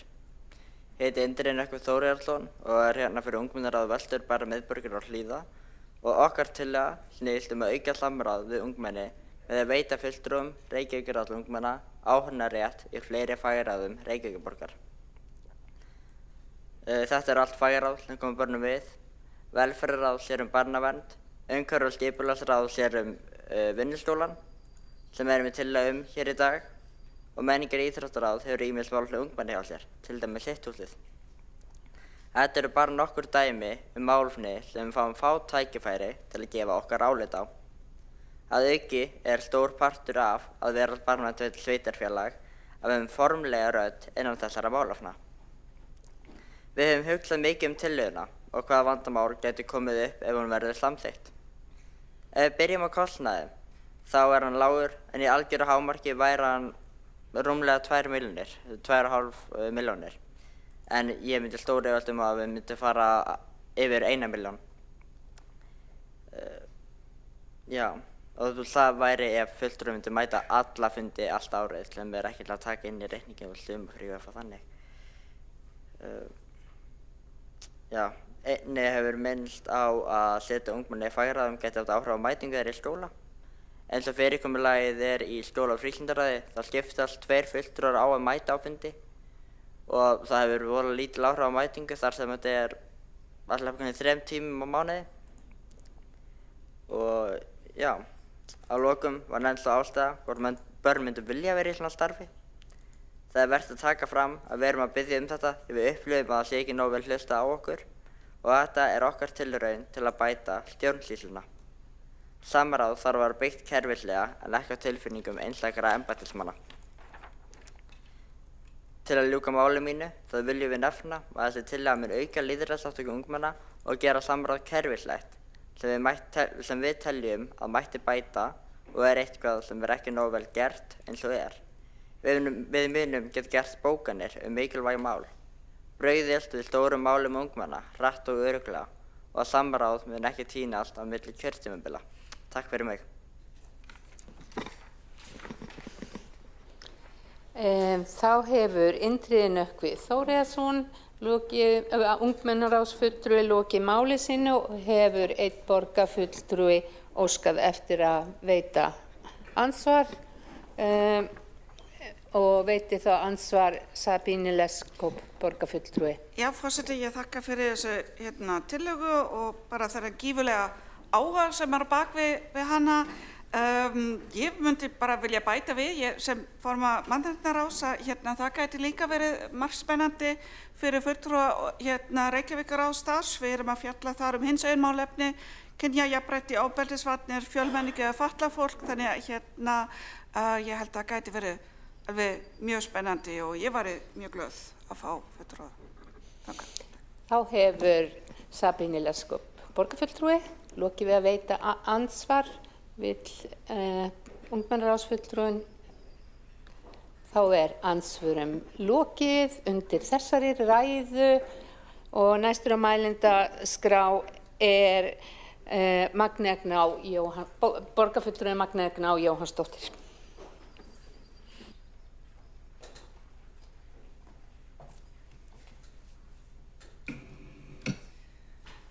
Forseti, ágæta borgarstjórn, Reykjavíkurráð, ungmenna og aðrir áheyrendur. Hér ræðum við tillögu frá ungmennaráði Vesturbæjar miðborgar Hlíða að fulltrúar Reykjavíkurráðs ungmenna fái áheyrnarrétt í fleiri fagráðum borgarinnar þegar málefni barna og ungmenna eru til umfjöllunar. Tillagan snýst í grunninn eitt, að við hlustum á börn og sköpum þeim raunverulegt rými til að hafa áhrif á ákvarðanatöku í borginni. Samkvæmt 12. grein barnasáttmála Sameinuðu þjóðanna eiga börn rétt á því að láta skoðanir sínar í ljós í öllum málum sem þau varða og að tekið sér tillit til þeirra með hliðsjón af aldri og þroska. Þetta er ekki bara falleg hugsun í alþjóðasáttmála heldur lögfestur réttur barna á Íslandi. Ein leið til þess að ná fram þessum lögfestu skyldum sem 12. grein barnasáttmálans kveður á er að tryggja beina aðkomu barna að umræðum mál sem þau varða. Reykjavíkurráð ungmenna er liður í því. Þar fá ungmenni í Reykjavík tækifæri til að hafa áhrif á ákvörðunartöku borgarinnar. En ég held að við getum alveg verið heiðarleg með það að borgin stendur sig ekki nægilega vel þegar kemur að því að bera mál undir Reykjavíkurráð ungmenna. Eitt dæmi það er þegar stýrihópur hitt húsið var skipaður án þess að Reykjavíkurráð ungmenna ætti þar sæti, þó að það fjallaði hagsmuni þessu hóp sérstaklega.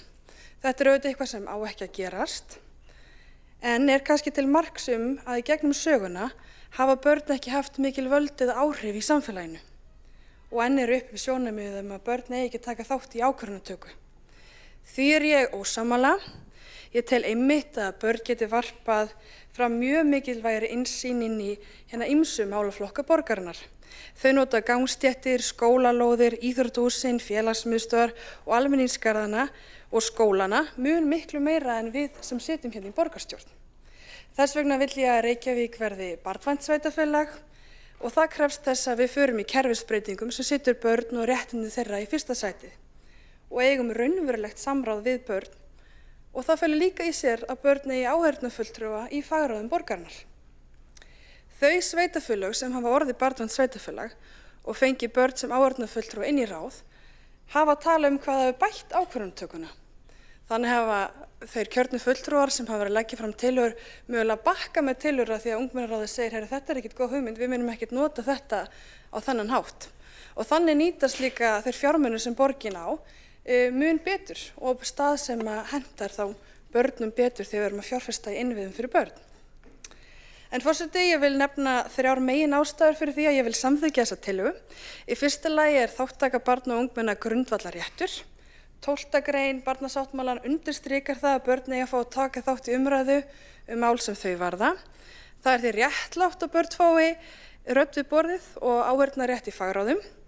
Í öðru lagi eru ákvarðanir betri þegar fleiri sjónarmið koma í umræðinu áður en ákvörðun er tekin og þannig getum við fengið inn innsýn barna þegar við erum að taka ákvörðun sem snerta þau. Ungmenni búa við reynslu og þekkingu og veruleika sem er annar en fullorðna og það getur gefið okkur gótt innsýn þegar við tökum ákvörðun þeirra mál. Í þriðja lagi er mikilvægt að tryggja raddir sem flestra í lýðræðisríki. Ef við viljum ala upp virka borgara sem treysta lýðræðinu og vilja taka þátt í því, þá verðum við að gefa þeim tækifæri til að taka þátt frá unga aldri. Með því að veita áheyrnarrétt í fagráðum erum við að kenna ungu fólki að rödd þeirra skiptir máli og að lýðræðið sé lifandi ferli sem að fólk getur haft áhrif á. Tillagan sem hér er til umræðu er mjög skynsamleg og vel framkvæmdaleg, en hún eflir líka tengsl á milli borgarkerfisins og ungmenna í borginni sem ég tel mjög mikilvægt og getur stuðlað að aukinni lýðræðisþátttöku.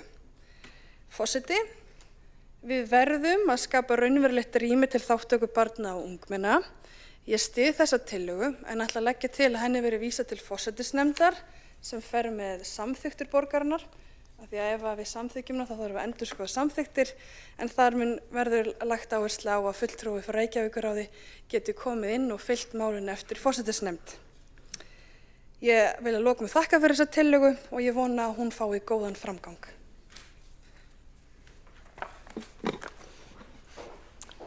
Þá hefur borgarfulltrúinn Magnea Jóhannsdóttir lokið máli sínu og einn ungmennaráðsfulltrúi Indriði Nökkvi Þórarinsson hefur óskað eftir að veita andsvar. Já, virðulega forseti, mér langar bara að bæta við punkt Magneu Jóhannsdóttur að það er mjög mikilvægt að við erum í fagráðum eins og nefndum með stýrihópa. Ég hef tekið eftir sjálfur þegar ég fer yfir fundargerðir annarra ráða að fólki dettur einfaldlega ekki í hug að við eigum að vera í alls konar stýrihópum. Ég hef verið í stýrihóp sjálfur og þetta er mjög þægilegt svæði til að hafa áhrif. Þetta er nokkuð með leyfi forseta specific ráð, það er að ræða hluti sem er létt í gæsalöppum að ákveða. En ég mér langar bara að taka undir orð hennar. Þá hefur ungmennaráðsfulltrúinn Indriði Nökkvi Þórarinsson lokið við að veita andsvar. Svarar þá andsvari Magnea Jóhannsdóttir.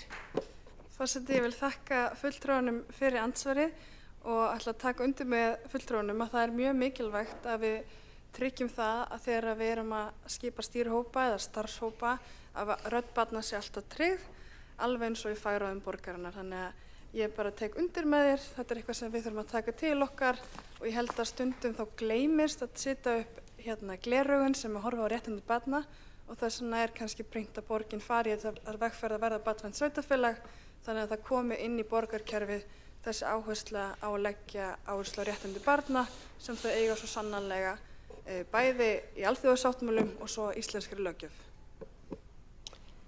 Þá hefur Magnea Jóhannsdóttir lokið við að svara eiginlega meðsvari. Vill fulltrúinn bara. Þá andsvörum lokið undir þessari ræðu og næstur á mælendaskrá borgarfulltrúinn Sanna Magdalena Mörtudóttir.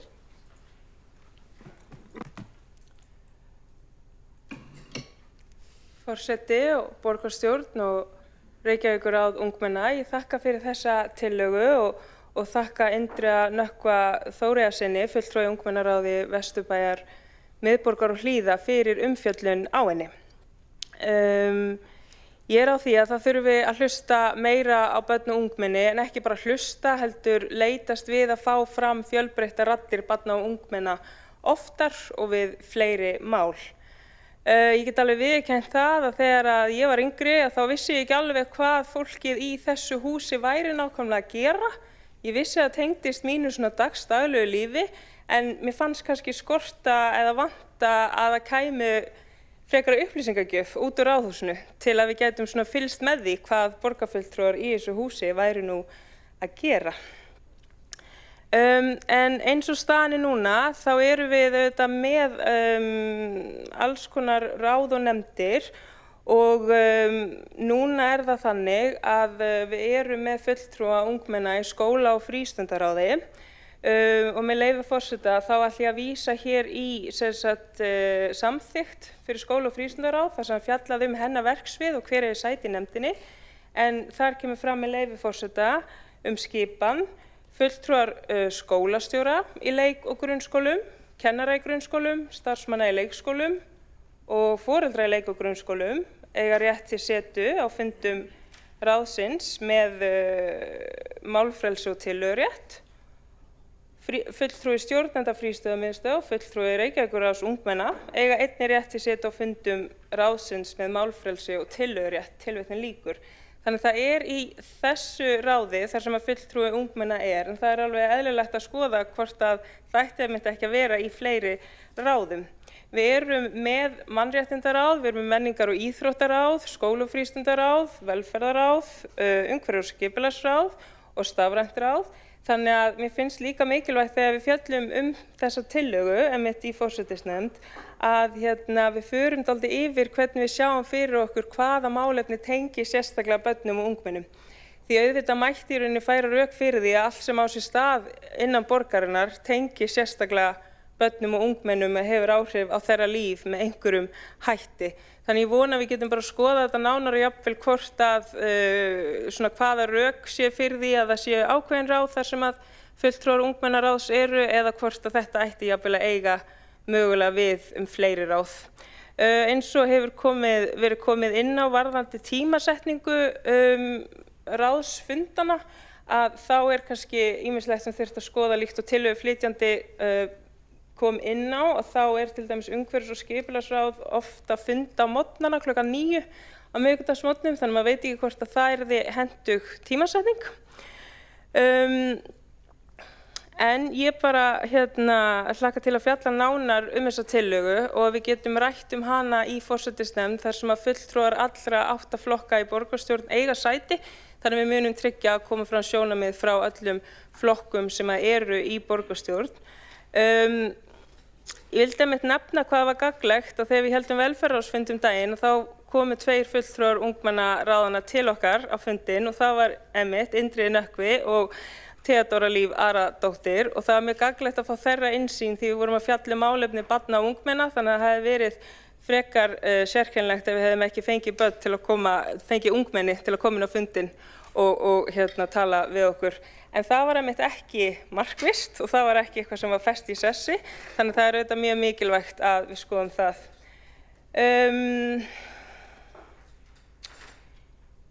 Annars bara þakka ég fyrir þessa tillögu og þessar tillögur sem hafa komið hér í dag og umræðuna í kringum þær.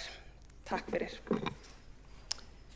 Þá hefur Sanna Magdalena Mörtudóttir borgarfulltrúi lokið máli sínu og einn fulltrúi ungmennaráðs hefur óskað eftir að veita ansvar og Indriði Nökkvi Þóriðarson.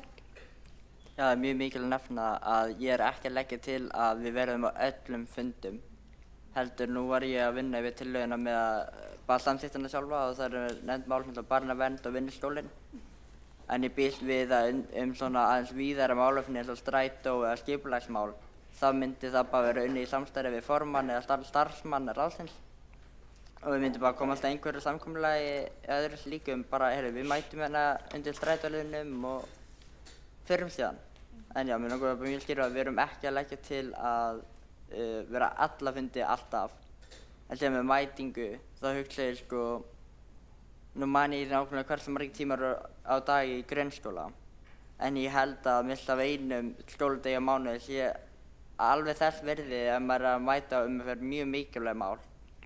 Ég held að þeir sem eru mjög góðir í námi sé ekki að fórna því fyrir fundi. Ég held að það sé frekar annar forgangur hjá þeim búum andsvör. Þá hefur fulltrúinn í Indriði Nökkvi Þórðarson lokið við að veita andsvar. Svarar þá andsvari Sanna Magdalena Mörtudóttir, borgarfulltrúi. Já, forseti og borgarstjórn, ég þakka Indriða Nökkva Þórðarsyni fyrir þessa skýringu. Bara mjög gott að það komi fram líkt og kom þetta fram í upphæðu og já, bara takk. Já, þá hefur Sanna Magdalena Mörtudóttir lokið við að svara andsvari. Þá ræðum lokið undir þessum lið og þarf þá að ganga til afgreiðslu að greiða atkvæði. Þá lagt til að tillaga fulltrúa ungmennaráðs Vesturbæjar, miðborgar og Hlíða að í Reykjavíkurráði ungmenna ráð ungmenna fái áheyrnarrétt í fleiri ráðum verði vísa til forsætisnefndar til umsagnar og þá göngum við til kosninga. Hverjir eru samþykki því? Það er málsmeðferðartillögu. Meðferðar. Sækið. Takk fyrir leiðréttinguna. Þá sýnist mér tillagan sé samþykkt með öllum greiddum atkvæðum.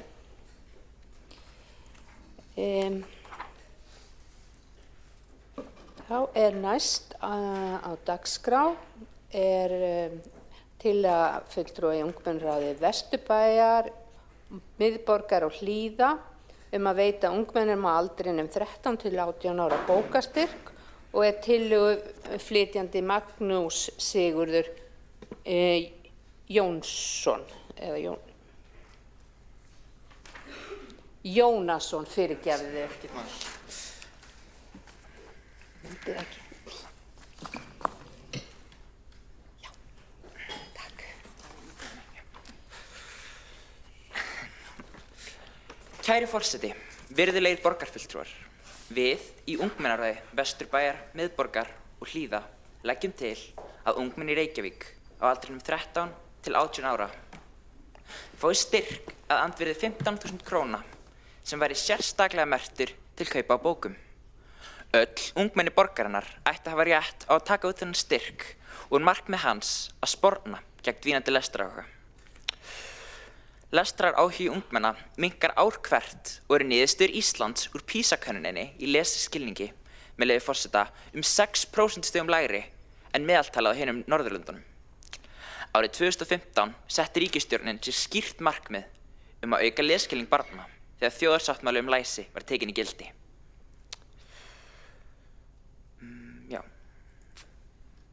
Með leyfi forseta, það talað að læsi barna sé samvinnuverkefni og góð lestrarfærni sé forsenda virkra lýðræðisþátttöku.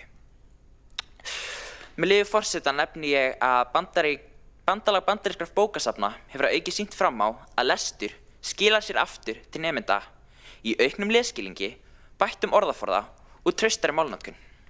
Því miður hafa þær aðgerðir sem hafa verið teknar í þessi málaflokki hingað til ekki borið nægan árangur. En við teljum að hefðu börnin fjárráð til að kaupa sínar eigin bækur vektið áhuga þeirra á lestri á öðruvísi hátt en áður hefur verið prófað. Styrkurinn yrði unninn í samvinnu við bókabúðirnar sem starfa í Reykjavík og væri hann skráður á kennitölu einstaklingsins. Bókastyrkurinn getur einnig haft góð áhrif á unga námsmenn og myndi auka fjárráð þeirra á fyrstu árum framhaldsskólans. En námsbækur geta kostað 10.000 króna á önn.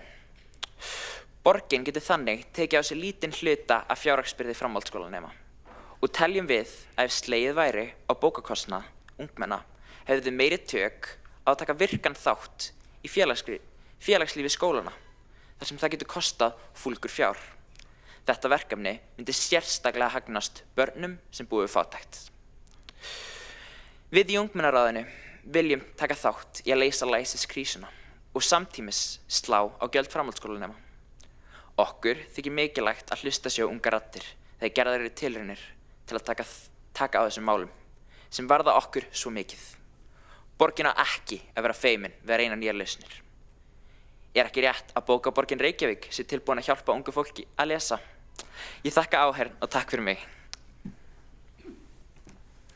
Magnús Sigurður Jónasson, Reykjavíkurráðsfulltrúi, hefur lokið máli sínu. Næst tekur til máls borgarfulltrúi Sabine Leskov.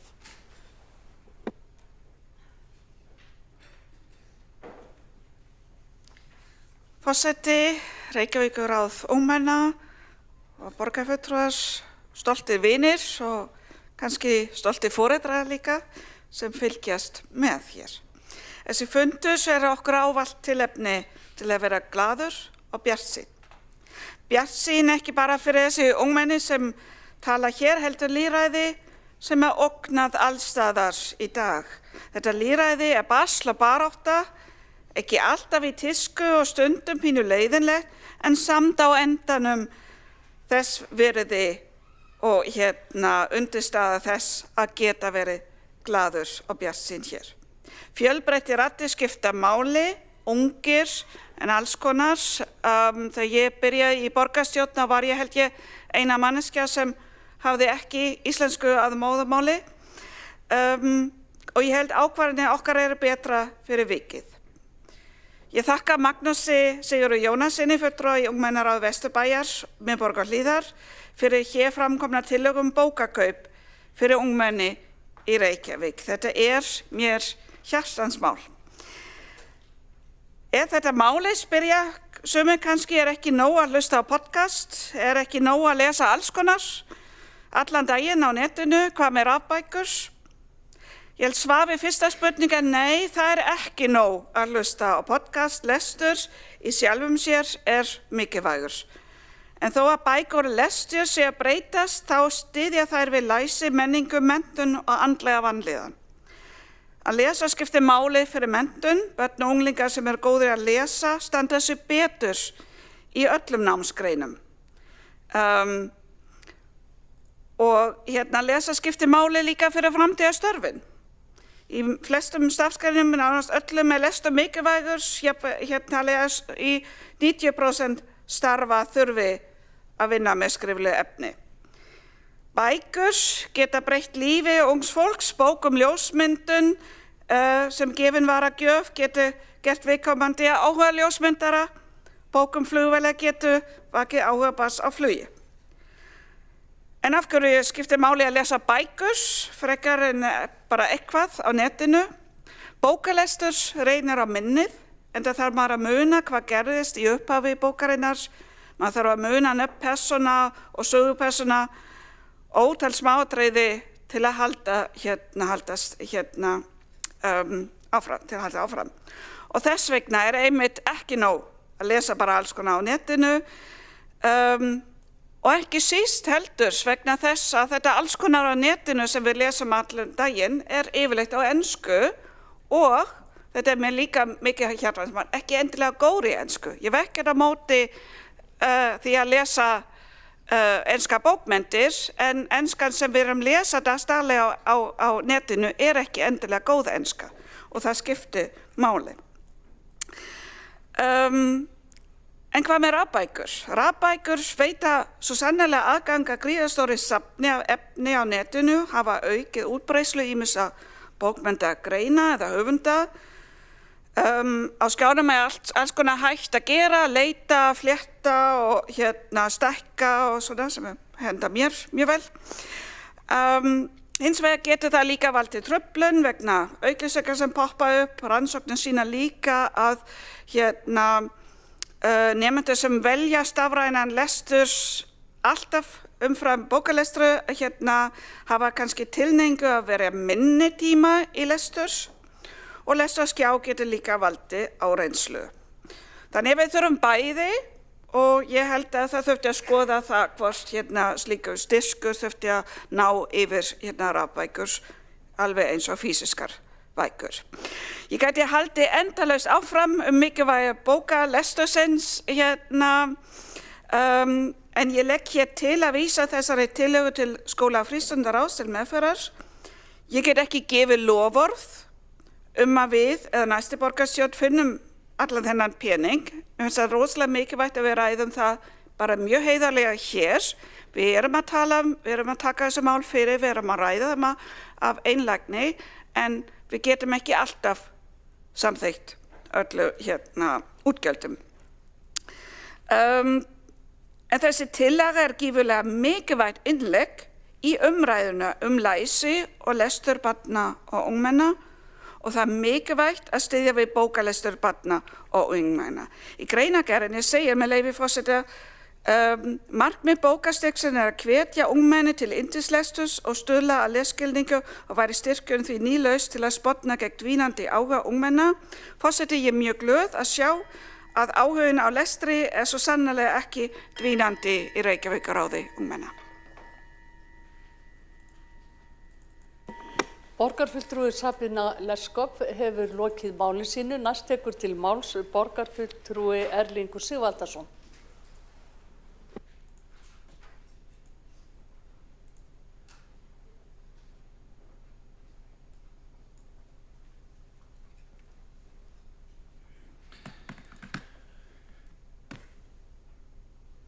Virðulegi forseti, borgarfulltrúar og fulltrúar Reykjavíkurráðs ungmenna. Ég vil byrja á því að hrósa ungmennaráði Vesturbæjar, miðborgar og Hlíða fyrir skýrt og mikilvægt frumkvæði og góða kynningu Magnúsar Sigurðar. Markmið tillögunnar að efla yndislestur ungmenna og styrkja lesskilning bæði tímabært og afar mikilvægt og það full ástæða til að taka slíkt erindi alvarlega. Við þurfum að vera opin fyrir öllum tillögum sem snúa hvatningu til lesturs. En eins og Magnús nefnir þá fer lestur dvínandi og hefur lesskilningu minnkað. Það raunverulegt áhyggjuefni og gæti tillagan mögulega styrkt stöðuna. Ég fylgjandi þeirri málsmeðferðartillögu sem hér liggur fyrir að vísa málinu til meðferðar hjá skóla- og frístundaráði. Þar góður vettvangur að vinna tillöguna áfram af fagmennsku í samstarfi við ungmennaráðið og í samhengi við þá mikla vinnu sem þegar fer fram á sviði lestrar í skóla- og frístundastarfi í borginni. Jáfnframt tel ég mikilvægt þegar við vísum málinu fram að hafa í huga nokkra varnagla sem skóla- og frístundaráð þarf að hafa til skoðunar og það þarf að horfa á mál frá mörgum hliðum og það má nefna það að tryggja mögulega var þetta að tryggja hvort að úrræði geti nýst markvisst, hvort að styrkurinn eigi að vera almennur fyrir öll ungmenni eða tengdur þörfum og aðstæðum. Og nýtast mögulega bara þeim framhaldsskólanemum sem hafa ekki efni á námsbókum og einnig að skoða samspil við þau úrræði sem borgin rekur nú þegar, svo sem bókasöfn og lestrarverkefni í skólum. Ég vil einmitt varpa þeirri spurningu fram hvort að það sé skynsamlegt að leyfa úrræðin að vera fyrir þau sem þurfa á því að halda og hvers vegna það eigi að vera einmitt mögulega fyrir öll ungmenni. Það líka mikilvægt að við skoðum framkvæmd, eftirfylgni og mögulega mælikvarða við árangur og sjáum ef við ætlum að keyra í þessa vegferð. Þannig við getum metið og spurt okkur spurninga hvort við sem raunverulega skila árangri þegar kemur lestraráhuga. Og svo finnst mér líka í þessu samhengi gott að nefna bókasöfnin sem getur verið góð vettvangur til að vekja upp áhuga barna og unglinga á lestri. Eins og Magnús nefndi en börn undir 18 ára fá frítt bókasafnskort en það spurning hversu mörg ungmenni raunverulega nýti sér úrræðið og hvort það væri líka hægt að fara í átak til að auka nýtingu þessara fríu korta. Mér langar líka sérstaklega að nefna skólabókasöfnin sem í grunnskólum borgarinnar. En þar eru fjárframlög til þessar skólabókasafna ekki markviss og eru í höndum skólastjórnenda og að ráða hvort að lagt sé upp úr að halda góðu skólabókasafni. Og mikilvægt að við séum að styðja þessi skólabókasöfn. Og tillagan nefnilega undirstrikar það að það kallað eftir góða aðgengi að fjölbreyttum bókum. Og það mjög misjafnt hvernig skólabókasöfnunum háttað. Á mörgum stöðum finnum við metnaðarfullt starf, en í sumum skólum þá engin starfsmaður í stöðu umsjónarmanns skólabókasafnsins. Og ég vil því hvetja skólastjórnendur borgarinnar til að bregðast ekki nemendum í grunnskólum borgarinnar og halda upp í góðum skólabókasöfnum sem að spila stóran þátt í að vekja áhuga barna og unglinga á lestri. Ég mjög sammála Magnúsi mikilvægi lesturs og markmið tillögunnar stórgott og hún frábær hvatning fyrir okkur öll að gera betur þegar kemur að vekja áhuga á lestri. Með því að vísa málum til skóla- og frístundaráðs erum við ekki að hafna hugmyndinni, heldur að sýna henni virðingu. Fulltrúi Ungmennaráðs Vesturbæjar með Borgarhlíðar fær að koma beint að áframhaldandi vinnu og fær hún rými til að þróast áfram, byggð á gögnum, reynslu og faglegu mati. Með það markmið að styðja ungmenni á sem bestan hátt. Ég styð því málsmeðferðartillöguna og hlakka til að sjá tillöguna mótast endanlega í skóla- og frístundaráði og ég vil að lokum þakka Reykjavíkurráði ungmenna og Magnúsi Sigurði aftur fyrir stórgóða tillögu. Takk fyrir. Borgarfulltrúi Erlingur Sigvaldason hefur lokið máli sínu. Einn fulltrúi Reykjavíkurráðs ungmenna hefur óskað eftir að koma upp í andsvari. Magnús Sigurður Jónasson, gjörðu svo vel. Já, ég tek undir ummæli Erlings bókasöfn og skólabókasöfnin, en þetta náttúrulega bara öðruvísi tillaga og styrkur við bókasöfn skora á að það sé tekið á því, en bókasöfnin veita allt öðruvísi þjónustu en það náttúrulega tillaga bara ólík eðli sínu. Við erum að reyna að nota áhuga með aðferð til að hvetja ungt fólk til lestrar og það ekki nægt framboð af þeim námsbókum sem kenndar í framhaldsskólum ef við ætlum að fara inn á það og þau komast náttúrulega ekki heldur inn á skólabókasöfnin í grunnskólanum og það náttúrulega og það ekki gott úrval af námsbókum sem kenndar í framhaldsskólum. Já, og með skerðingu styrksins á ákveðin svæði þá eins og var talað áðan í sambandi við frístundastyrkin þá var náttúrulega minni nýting í ákveðnum hverfum og með því að hafa opið öllum þá hafa fleiri aðgengi að styrknum. Fulltrúi Reykjavíkurráðs ungmenna Magnús Sigurður Jónasson hefur lokið við að veita andsvar, þá svarar andsvari borgarfulltrúi Erlingur Sigvaldason. Ég þakka greinagóð svör og ég bara styð þig fullkomlega í þessari vegferð og þakka þér kærlega fyrir mig. Borgarfulltrúi Erlingur Sigvaldason hefur lokið við að svara andsvari, þá telst andsvörum lokið. Ekki hafa fleiri óska eftir að koma upp í andsvörum, þannig að þá göngum við til afgreiðslu þá málsmeðferðartillögu sem liggur hér fyrir fundinum að tillögunni verði vísað til meðferðar skóla- og frístundaráðs. Þeir fulltrúar sem vilja samþykkja tillöguna vinsamlega skifi merki. Tillagan samþykkt með öllum greiddum atkvæðum. Þá gengið til næsta dagskrárliðar sem tillaga fulltrúa í ungmennaráði Kjalarness sjálfsvarnarkennslu í grunnskólum fyrir nemendur á unglingastigi. Til máls tekur Dagbjört Freyja Gía, fulltrúi ungmennaráðs Reykjavíkur.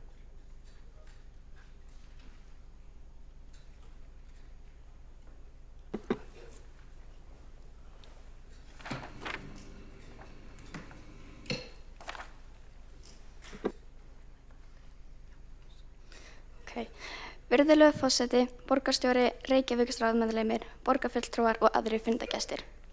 Í nóvember síðastliðinn birti Vísi grein með leyfi forseta með fyrirsögninni Blóðugt barn eftir tilefnislausa árás í Kringlunni.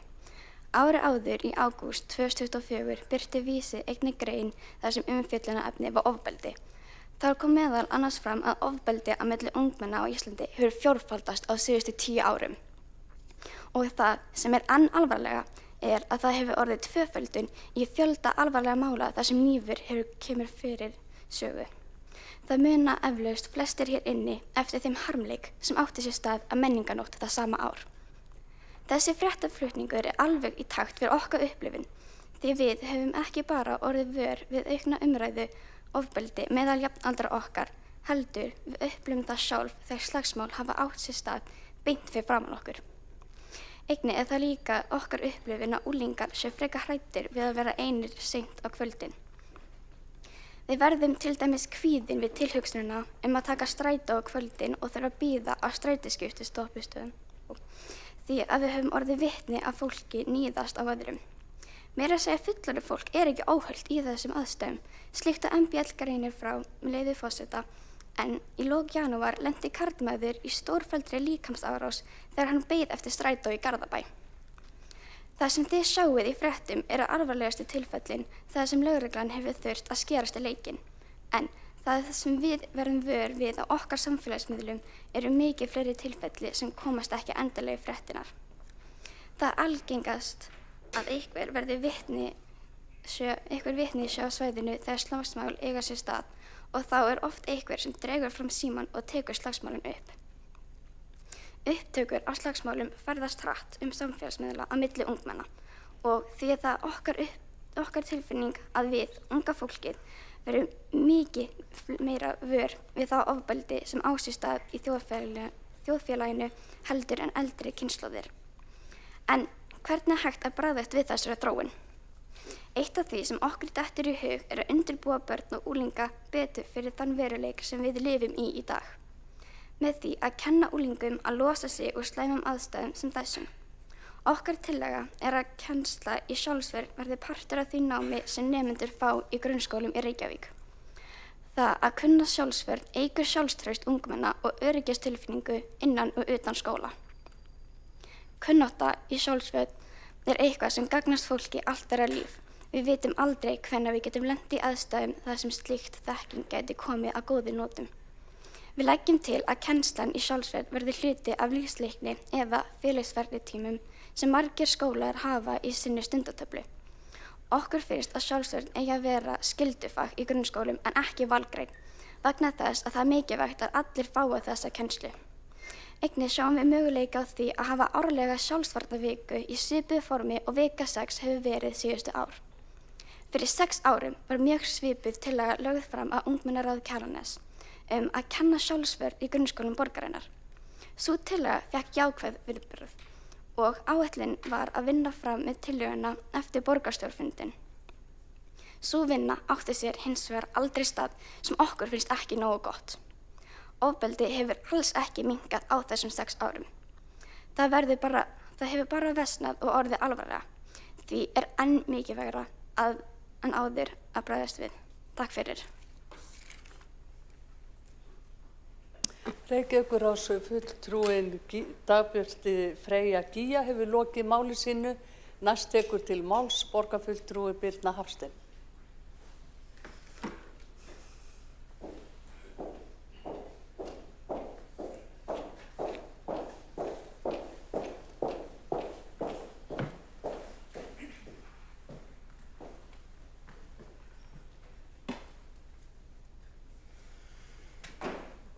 Virðulegi forseti, borgarfulltrúar og kæru ungmenni, gaman að sjá okkur öll hér í dag og takk innilega Dagbjört Freyja fyrir góða tillögu og góðan flutning.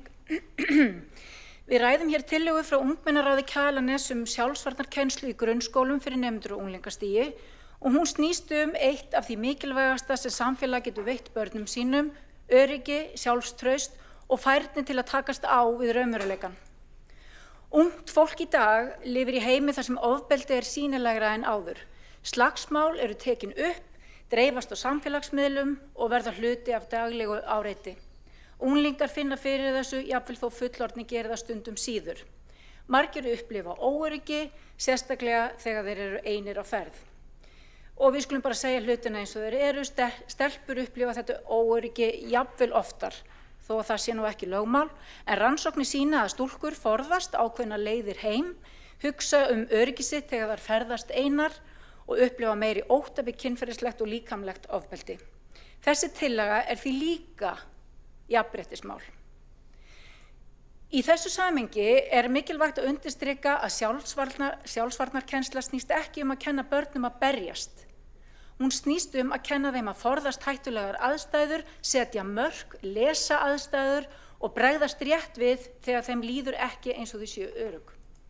Færnin sem hér ræðir er fyrst og fremst forvarnarfærni.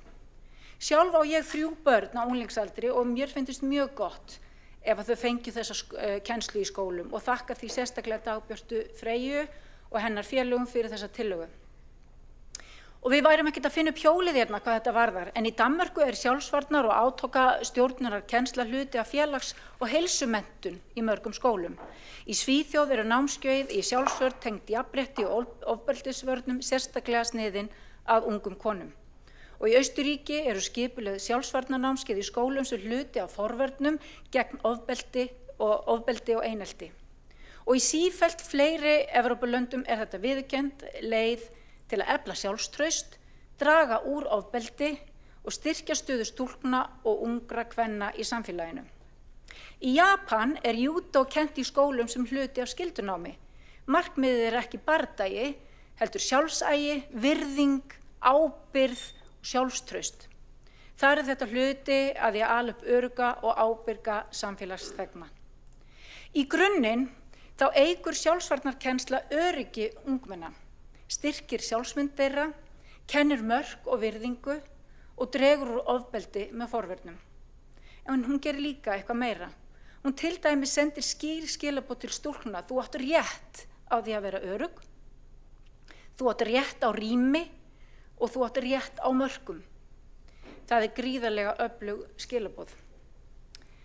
Virðulegi forseti, með því að samþykkja þessa tillögu er Reykjavík að fylgja fordæmum Norðurlanda, Evrópu og Japans, styrkja öryggi ungmenna og taka skýrt skref í átt að jafnara og öruggara samfélagi. Við viljum ekki að börn og ungmenni læri þessa færni eftir að eitthvað hefur gerst. Við viljum að þau hafi hana fyrirfram. Ég legg því til að þessari góðu tillögu verði vísað til meðferðar hjá skóla- og frístundasviði. Takk fyrir. Borgarfulltrúi Birna Hafstein hefur lokið máli sinni. Næst tekur til máls borgarfulltrúi Alexandra Briem.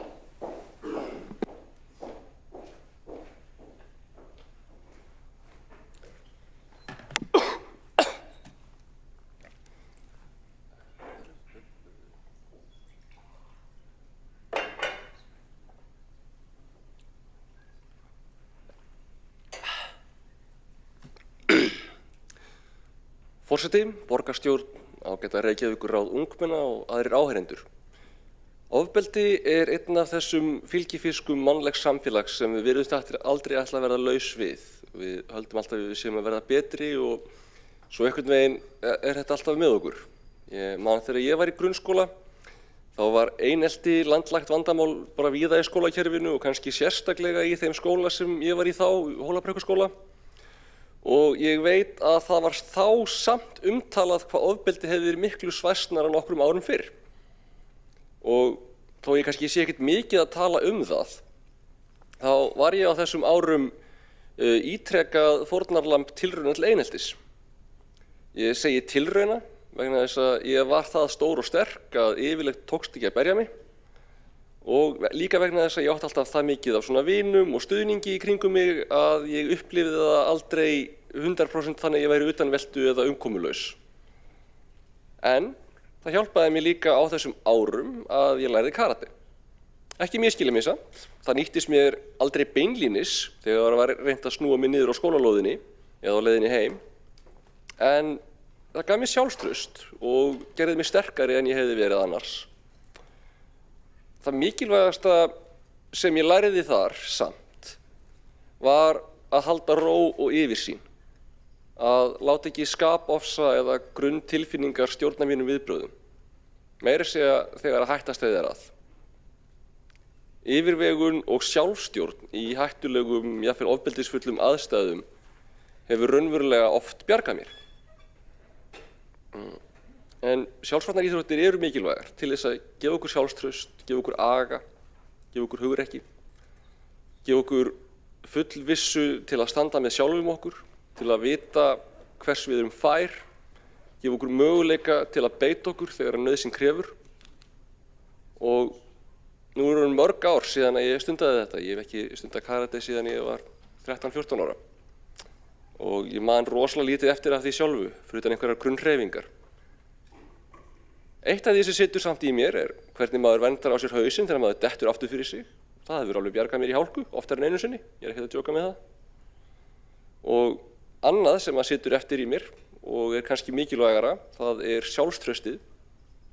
Og ég held raunverulega að þetta hafi haft mjög mótandi áhrif á það hver ég er í dag. Ég myndi ennþá í dag grípa inn í ef ég sæi ofbeldi eða árás eiga sér stað. Ég veit ekki hversu gáfulegt það er, en ég myndi örugglega gera það. Og ég veit líka ekki hvernig ég hefði átt að meika það í pólitík ef ég væri ekki með sjálfsöryggi sem er kannski svona cirka 2 númerum stærra en ég hef endilega fullkomin rétt á. Svo ég held að það væri jákvætt að gefa unglingum meiri möguleika á að læra sjálfsvarnaríþróttir, mögulega sem val eða aukafag, meira heldur en við gerum í dag. En höfum við samt í huga að í dag er hægt að ráðstafa frístundastyrk sem öll börn fá til mögulegra sjálfsvarnaríþrótta. Til dæmis Aikido félagsins, Karate félags Reykjavíkur, Judo félags Reykjavíkur, Mjölnis, Jiu-Jitsu félagsins, Karate-deild Fylkis, Taekwondo-deild Fram, Skylmingafélag Reykjavíkur og ýmissa fleiri. Það er ekki endilega á mjög auðveldu færi grunnskóla borgarinnar að beinlínis taka upp sjálfsvarnarkennslu. Sjálfsvarnarkennarar vilja kannski ekki endilega vinna hjá grunnskólunum og ég er ekki einu sinni viss að þeir séu nægilega margir á landinu til þess að við gætum raunhæft gert góða sjálfsvarnarkennslu að skyldufæi fyrir alla. Og ég held líka að mögulega telji þeir að það sé annað andrúmsloft eða staðsetning sem hendi betur til þess að kenna það. Svo mögulega er þessi leið í gegnum frístundakortið þó besta aðferðin sem við getum boðið upp á. En það er samt líka mögulegt að við getum gert betur. Kannski væri hægt að taka inn þessa vikulöngu kynningu. Mögulega er hægt að vera með einhvers konar róterandi prógram. Ég held samt að raunverulegt innihald komist kannski ekki til skila þannig, en mögulega hægt að kynna fólk fyrir þessu og auka áhugann þannig að fleiri myndu nýta sér að fara og læra þetta. Mér finnst eðlilegt að þetta sé rætt í skóla- og frístundaráði. Ég hvet ykkur öll sem að viljið læra að þekka ykkur sjálf betur, sem að viljið temja ykkur meira sjálfstraust, efla ykkar innri styrk, finna þennan part innra með ykkur sem enginn getur tekið frá ykkur, sem að er ekki hægt að kæfa, sem að þið getið alltaf treyst á og þið getið notað til að hjálpa ykkur og hjálpa öðrum. Hvet ykkur til þess að íhuga það að læra sjálfsvarnaríþróttir. Það eru virkilega góð leið til þess.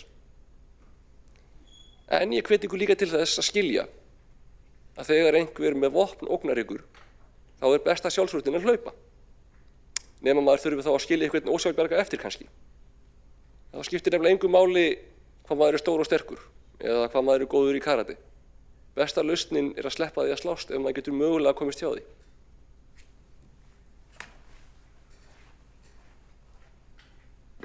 Borgarfulltrúi Alexandra Brím hefur lokið við ræðu sína og þá telst umræðu þessa tillögu lokið og við göngum til afgreiðslu tillöguna, en það hefur borist málsmeðferðartillaga að henni verði vísað til skóla- og frístundaráðs.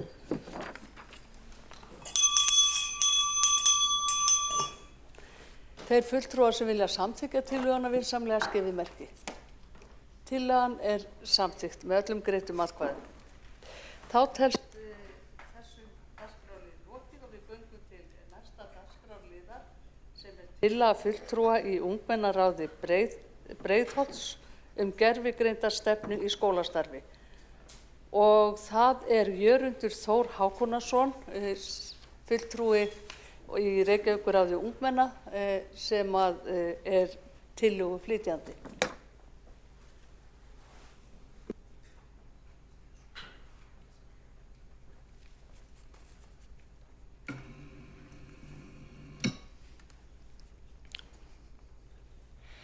Virðulegi forseti, borgarstjóri, borgarfulltrúar og aðrir góðir gestir. Ég er Jörundur Þór og er hér að flytja fyrir hönd ungmennaráðs Breiðholts gervigreind. Gervigreind er sífellt stærri hluti af daglegu lífi og má segja að ákveðin bylting hafi átt sér stað á undanförnum árum. Þar sem þetta er svolítið nýtt erum við ennþá að læra inn á þennan nýja veruleika. Gervigreind getur verið gagnleg ef hún er notuð rétt en einnig skaðleg ef við notum hann í hugsanarleysi.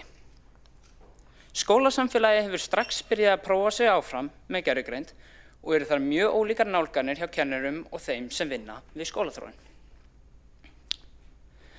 Dæmi er að kennarar hvetji nemendur til þess að láta gervigreindar vinna heilu verkefnin fyrir sig og sumir kennarar láta gervigreindar að vinna öll sín verkefnablöð fyrir sig sem þau láta svo nemendur leysa. Svo eru aðrir að reyna að kenna nemendum að láta gervigreindana hjálpa sér en þó ekki vinna alla vinnuna.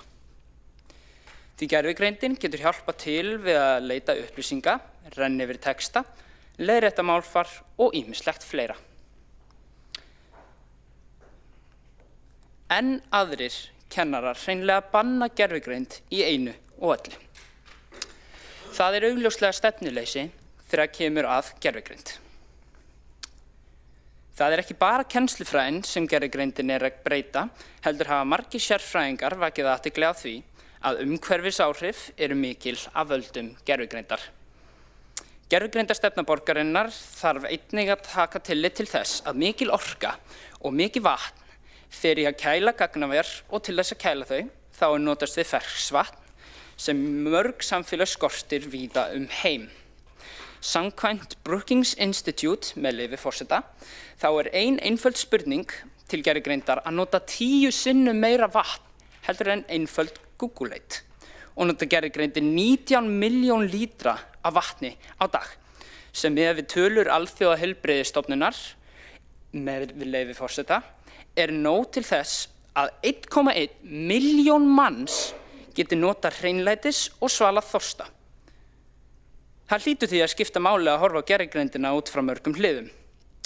Hana þarf að nota í hófi og við réttar aðstæður. En hverjar þær eru þurfum við að komast að og útbúa stefnu í kringum.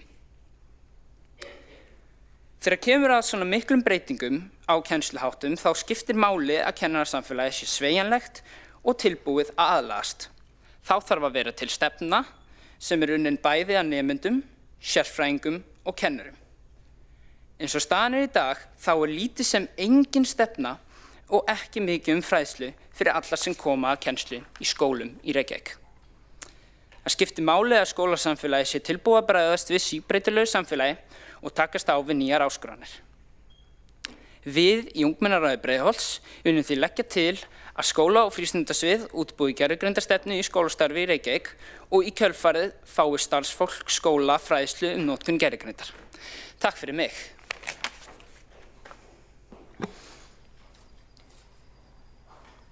Jörundur Þór Hákonarson, ungmennaráðsfulltrúi, hefur lokið máli sínu. Einn borgarfulltrúi hefur óskað eftir að veita andsvar, Erlingur Sigvaldason. Forseti, ég er bara forvitin Jörundur. Notaðu gervigreind til þess að hjálpa þér við ræðurskrifin?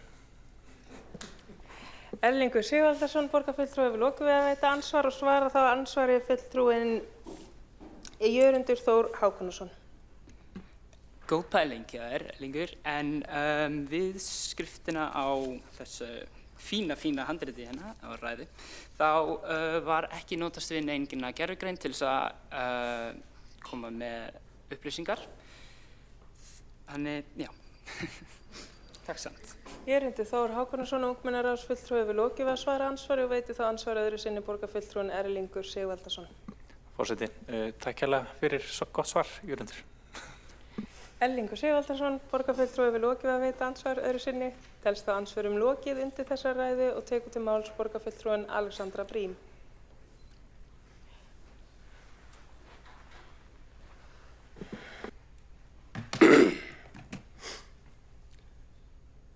Forseti, borgarstjórn, ágæta Reykjavíkurráð ungmenna og aðrir áheyrendur.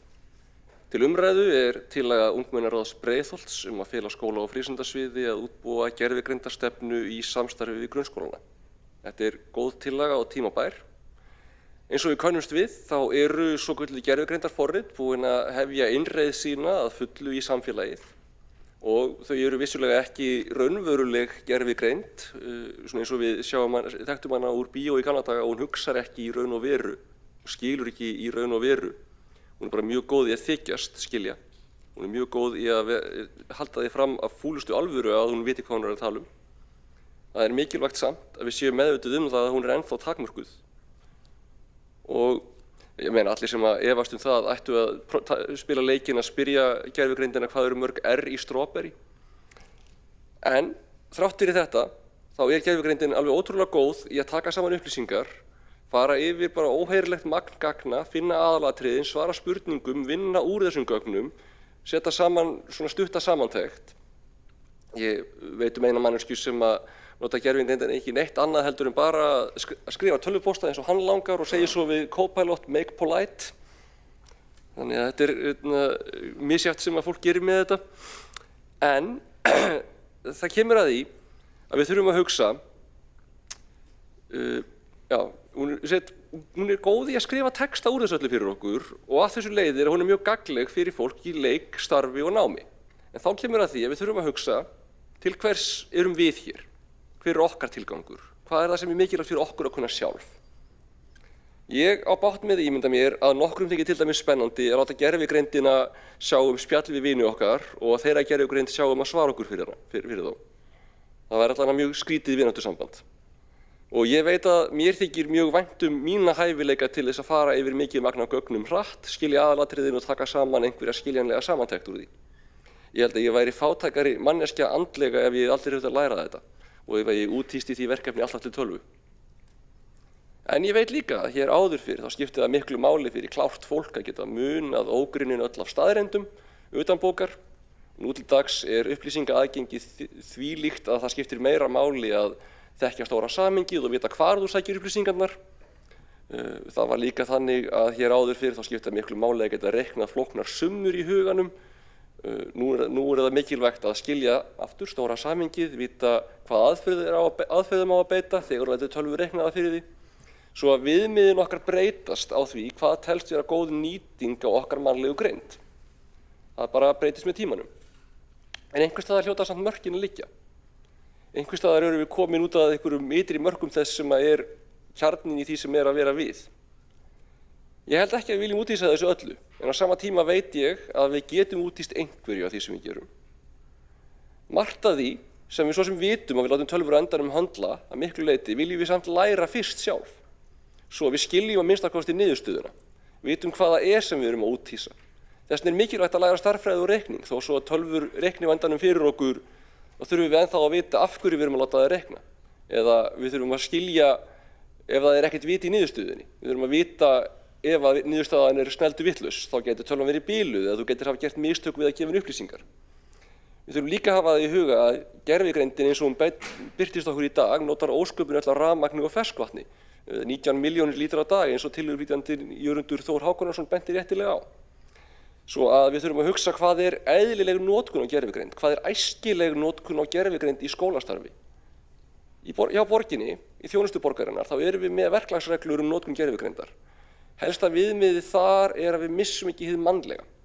Að gervigreindin taki aldrei endanlega ákvörðun. Það sé aldrei þannig að tölva hafi bara ákveðið eitthvað og engin manneskja skilji af hverju og engin manneskja beri ábyrgð á því að svarið sé nei, eða svarið sé já, eða svarið sé b, eða kaldur.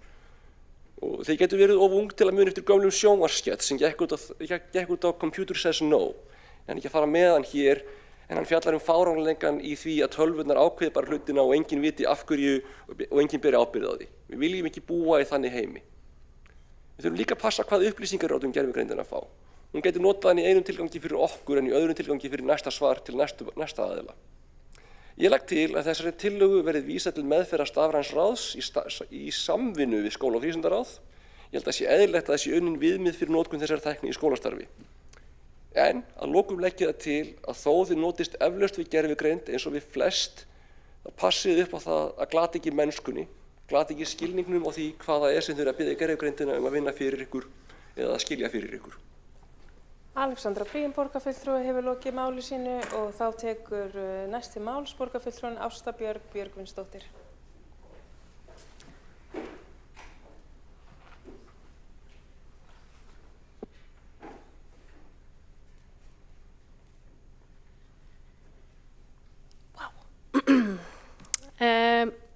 Forseti, ágæta borgarstjórn og kæru fulltrúar ungmennaráða. Mér langar að byrja að þakka Reykjavíkurráðsfulltrúanum Jörunni Þór Hákonarsyni fyrir tillöguna sem við ræðum hér. Heimurinn stendur að einhverju leyti á stærstu tímamótum sem hann hefur nokkur sinnum staðið á. Tilkoma gervigreindar er nú þegar að breyta veröldinni sem við þekkjum og á næstu árum mun gervigreindin breyta okkar tilveru með svo róttækum hætti að við sjáum það ekki alveg fyrir okkur. Hvað endar þetta eiginlega? Tæknisérfræðingar spáðu til að mynda að fullkomnasta vélmenni sögunar komi á markað á þessu ári og þeir segja að gervigreinda vélmenni muni breyta heiminum meira en snjallsíminn. Meira en snjallsíminn. Getum við aðeins hugsað það? Getum við lifað án hans eins og hann í dag? Þessi tillaga frá ungmennaráði Breiðholts að móti verði gervigreindastefna fyrir skólastarf í Reykjavík, meðal annars vegna þessa, er mjög tímabær og þörf. Og sýnir enn og aftur hversu dýrmætt það að hafa sín barna og ungmenna í starfinu okkar hér í borgarstjórn. Gervigreindin er ótrúlega auðvelt tæki.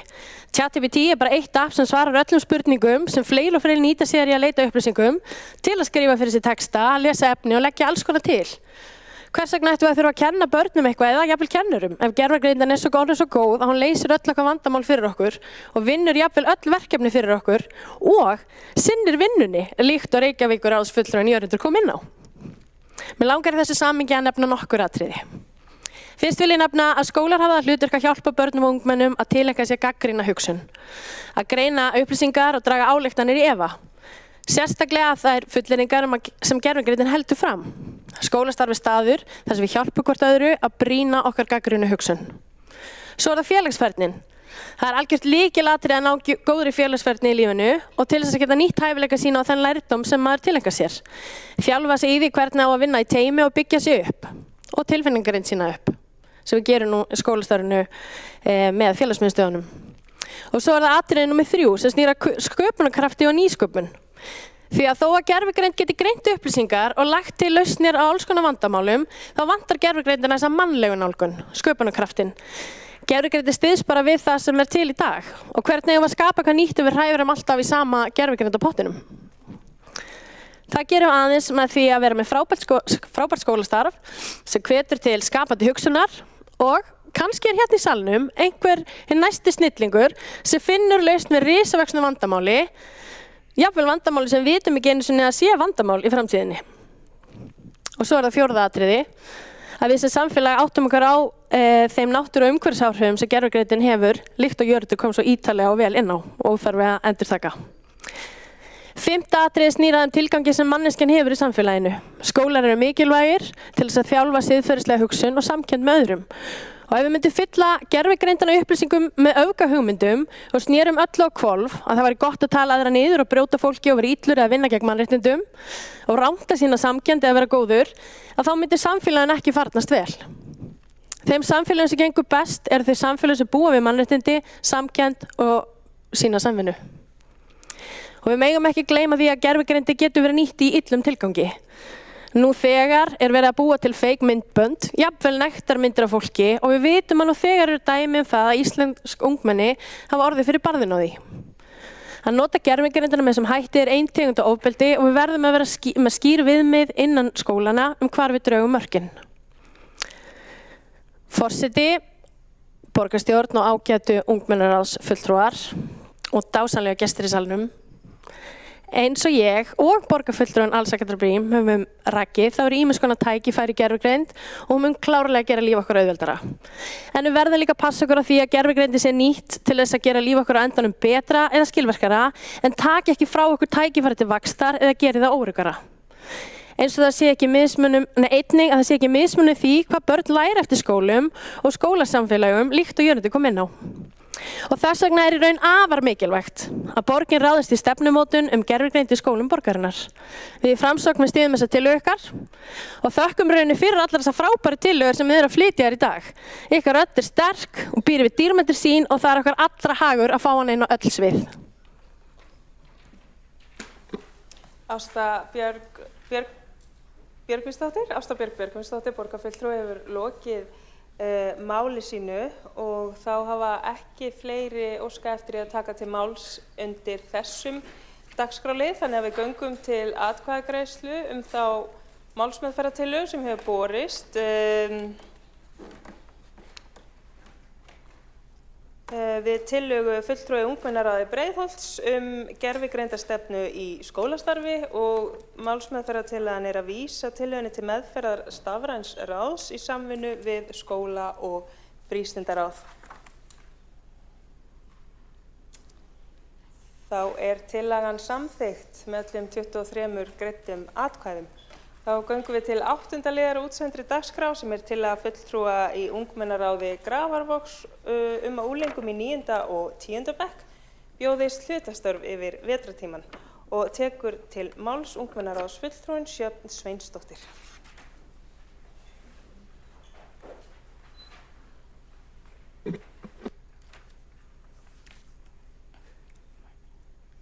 Virðulegi forseti, borgarstjóri, forseti borgarstjórnar og aðrir fundagestir. Okkur í ungmennaráði Grafarvogs finnst að Reykjavíkurborg ætti að bjóða upp á hlutastarf yfir vetrartímann fyrir ungmenni.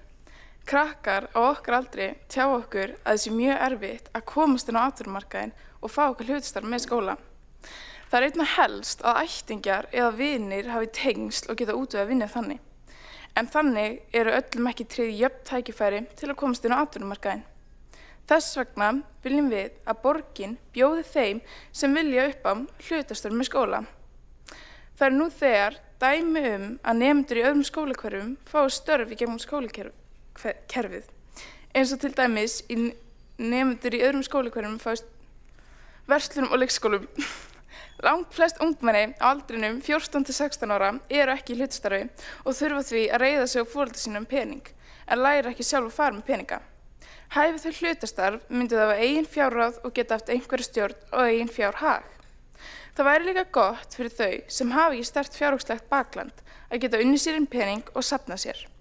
Með þessu lærum við líka að skipuleggja okkur betur þegar við þurfum að gera ráð fyrir að mæta til vinnu með skóla. Við teljum að það væri mikilvægt að vinnutími unglinga sé hóflegur, þegar það með svo bilinu 2 til 4 tímar á dag, milli 1 til 8, 2 til 4 daga í viku, auk mögulegra tilfallandi verkefna. Okkar hugmyndir að mögulegum störfum eru meðal annars eftirfarandi. Við teljum að gagnlegt væri að aðstoða leikskólum og frístundaheimilum, þar sem oft skortur á starfsfólki. Þar gæti verið þörf á aðstoð við ýmis verkefni, svo sem í eldhúsi og við útiveru barna.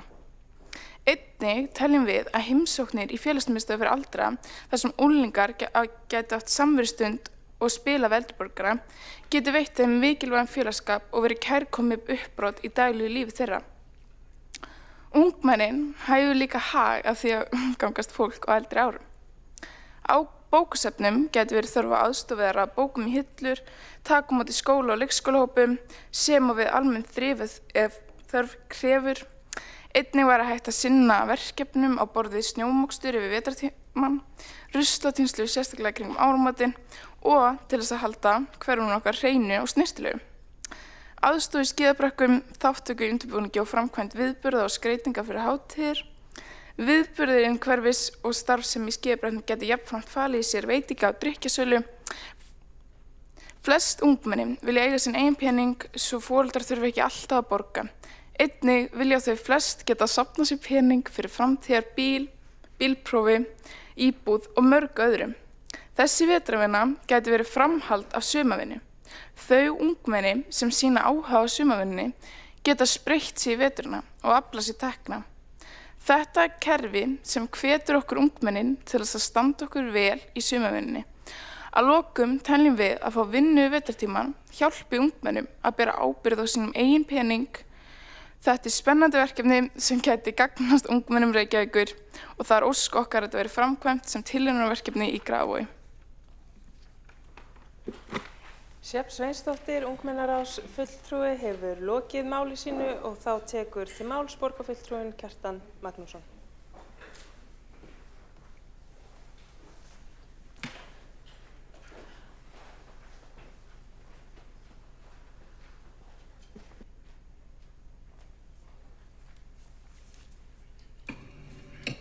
Forseti, góðir borgarfulltrúar og Reykjavíkurráðsliðar. Ég tek undir það með öðrum borgarfulltrúum að þetta eru ykkur skemmtilegustu fundir sem við borgarfulltrúar sitjum og fá þannig tækifæri til að skiptast á skoðunum við ykkur sem eru eiginlega forréttindi. Nú, ég velti fyrir mér hvort það væri hægt að segja eitthvað því að ég vissi að allir segja eitthvað sem ég hafði ekki heyrt. Ég vissi að allir borgarfulltrúar sko, og þetta hefur verið árum saman, öllum tillögum hérna hrósað í hástert og vísað beint inn í svæði. Þetta sko opinfundir hér, svo þeim vísað beint öllum inn á lokaða fundi, þar sem mun auðveldara að takast á við þar, vísa þeim áfram, fram og aftur, þangað til því miður margar þeirra koðna niður og verða aldrei að veruleika og eru rauninni bara svæðar með þessum hætti. En það margt í mörgu og það er ekki bara mannvonsku að kenna að ágættar tillögur hér verða ekki að veruleika, ekki bara. Og það sem við þurfum svona að fást við í stóru myndinni borgarfulltrúar, það eru fjármál borgarinnar. Við fáum til okkar í tölvupóstum á hverjum degi og víðar endalausar tillögur meiri útgjöld og verðum við í sumum þurfum að segja nei við öðrum af því að það þarf alltaf að loka fjárhagsáætluninni. En staðan er þessi að heildarreikningur Reykjavíkurborgar var skuldareikningurinn mjög hár og borgarsjóðurinn eða samstæða borgarinn hefur rekið meira og minna með tapi í 30 ár og þá hlöðu upp skuldum. Við getum ekki leyft okkur endalaust frekar en þið getum gert það í ykkar fjármálum eða fjölskyldur ykkar því að það kemur því miður alltaf að skulda dögum. Svona voru heildarskuldirnir í árslok 24, svona stefna skuldirnar í, þið sjáið, þetta er alveg skýr stefna og áætlunin stefnir í að borgarsjóður skuldi 230 milljarða í lok þessa árs og samstæðan 575 milljarða króna sem eru 15,6 milljónir á hverja 4 manna fjölskyldu. En það kemur að skulda dögum, okkar kynslóð að lifa, borgarfulltrúana að lifa efni fram. Ekkur tíman þá verður borgin að fara að greina í lánin af því hún hefur þá ekki lengur meira lánstraust og ég hræddur að koma í hlut ykkar kynslóðar að borga upp lánin sem við erum að taka því miður við komumst ekki undan lánunum. Og þetta kannski skýrir, ákveðin skýring af því, af hverju margar tillögur sem fel í sér aukin útgjöld fá ekki góðan framgang. Það er einfaldlega vegna þess að fjármálin setja okkur mörkin og við þurfum að gæta okkur á eyðslunni og nú þegar, og þetta er vandamál hjá bæði borg og ríki, að það hefur verið að eyða efni fram. Þannig að ég held að mikilvægasta hagsmunamál ykkar sem framtíðar skattgreiðenda sé það að bæði rekstri ríkisins og borgarins er komið í jafnvægi, þannig að þetta verði léttara þegar það kemur að ykkar kynslóð að borga upp lánin sem við höfum tekið. Nú þarna er að fjalla aðra tillögu, árnafulltrúi í fagráðum sem ég held að sé góð tillaga en ég á ekki að fjalla hana. Nú, ég ætla að fjalla um hlutastörf fyrir unglinga. Ég held að þetta sé mjög góð tillaga. Það auðvitað þyrfti að hagræða fyrir henni en borgin er að velta vel yfir 300 milljörðum króna og auðvitað hægt að hagræða eitthvað staðar og svona. Og það borgin glímir við manneklu á ýmsum sviðum og ég sammála því að það eru margir möguleika fyrir henda þessu sviði, frístundaheimilum, í leikskólum, félagsmiðstöðum og í almennri umhirðu í borginni. Og ég held að vinnuskólinn var í mjög góð stofnun til að taka þessu. Ég get alveg trúað í sumarið stutt og einu sinni var vinnuskólinn 8 vikur, nú var hann held ég 3 vikur og stjórnendur í borginni segja mér að þetta stutta sumarunni dugi ekki til margra verka sem væri gaman að tegja fram á haustið eða veturinn og þá var hægt að koma á slíkum hlutastörfum fyrir unglinga og ég held að það sé mjög góð tillaga og þetta geti gagnast bæði í borginni og unglingunum. Og þetta leiðir okkur að málefni vinnuskólan sem var mikið fjallað á fundum ungmennaráðsins sinna fyrra á kjörtímabilinu. Þau hafa verið til umfjöllunar og ungmennaráðin tóku þetta upp og mótmæltu þeirri kjaraskerðingu sem var milli áranna 2022 og 2023. Þetta var helsta málefni á fundinum okkar 2024. Nú Reykjavíkurráð og borgarfulltrúar Sjálfstæðisflokksins mótmæltu kjaraskerðingunni og lögðu til að þær horfið frá henni, en þær tillögur voru felldar. Þetta eru tímalaunin í vinnuskólanum 2026, þetta er kannski margar tölur á stuttum tíma. Þarna sáum við frystinguna og smá launalækkun og ég tók þetta saman að launavísitala hefur á þessu tímabili hækkað rúmlega 30%, en þarna sjáum við launahækkunina hjá þessum árgöngum í vinnuskólanum. Þetta er skýr kjaraskerðing sem var pólitísk ákvörðun vinstri flokkana í borgarstjórn. Og ég legg til að þessari góðu tillögu verði vísað til umhverfis- og skipulagsráðs. Kjartan Magnússon, borgarfulltrúi, hefur lokið máli sínu. 2 borgarfulltrúar hafa óskað eftir að veita andsvar og veitir það andsvar borgarstjóri Heiða Björk Hilmisdóttir. Forseti, ágætu borgarfulltrúar, kveikja á þessu. Forseti, ágætu borgarfulltrúar, það er auðvitað leiðilegt að þið þurfið að vera vitni að því að borgarfulltrúi komi upp og tali svona með mjög óábyrgum hætti stöðu Reykjavíkurborgar. En ég get fullvissað ykkur það að rekstur Reykjavíkurborgar er sterkur og öruggur. Við eigum sannarlega fyrir öllum okkar útgjöldum en við tökum að hluta til lán fyrir því sem við erum að fjárfesta í, sem eru svona eins og götur og skólar og leikskólar og íþróttamannvirki og annað sem skiptir okkur bara miklu máli. Reykjavíkurborgar er auðvitað langstærsta sveitarfélagið og það er auðvelt að kynna sér bæði með bara því að googla eitthvað og jafnvel að spyrja gerðarvíkundina það hvernig Reykjavíkurborg stendur í samanburði önnur sveitarfélög og fá bara býsna góða niðurstöður og mun betri en það sem kom fram í ræðinu hérna áðan. Heiða Björk Hilmisdóttir, borgarstjóri, hefur lokið að veita ansvar og svara það ansvari Kjartan Magnússon, borgarfulltrúi. Forseti, góðir borgarfulltrúar, ég þakka fyrir svarið. Nú, allar þessar tölur sem komin upp á tjaldi, þar að finna í ársreikningum borgarinnar sem er á netinu og ég hvet ykkur auðvitað til að kynna ykkur þessa ársreikninga.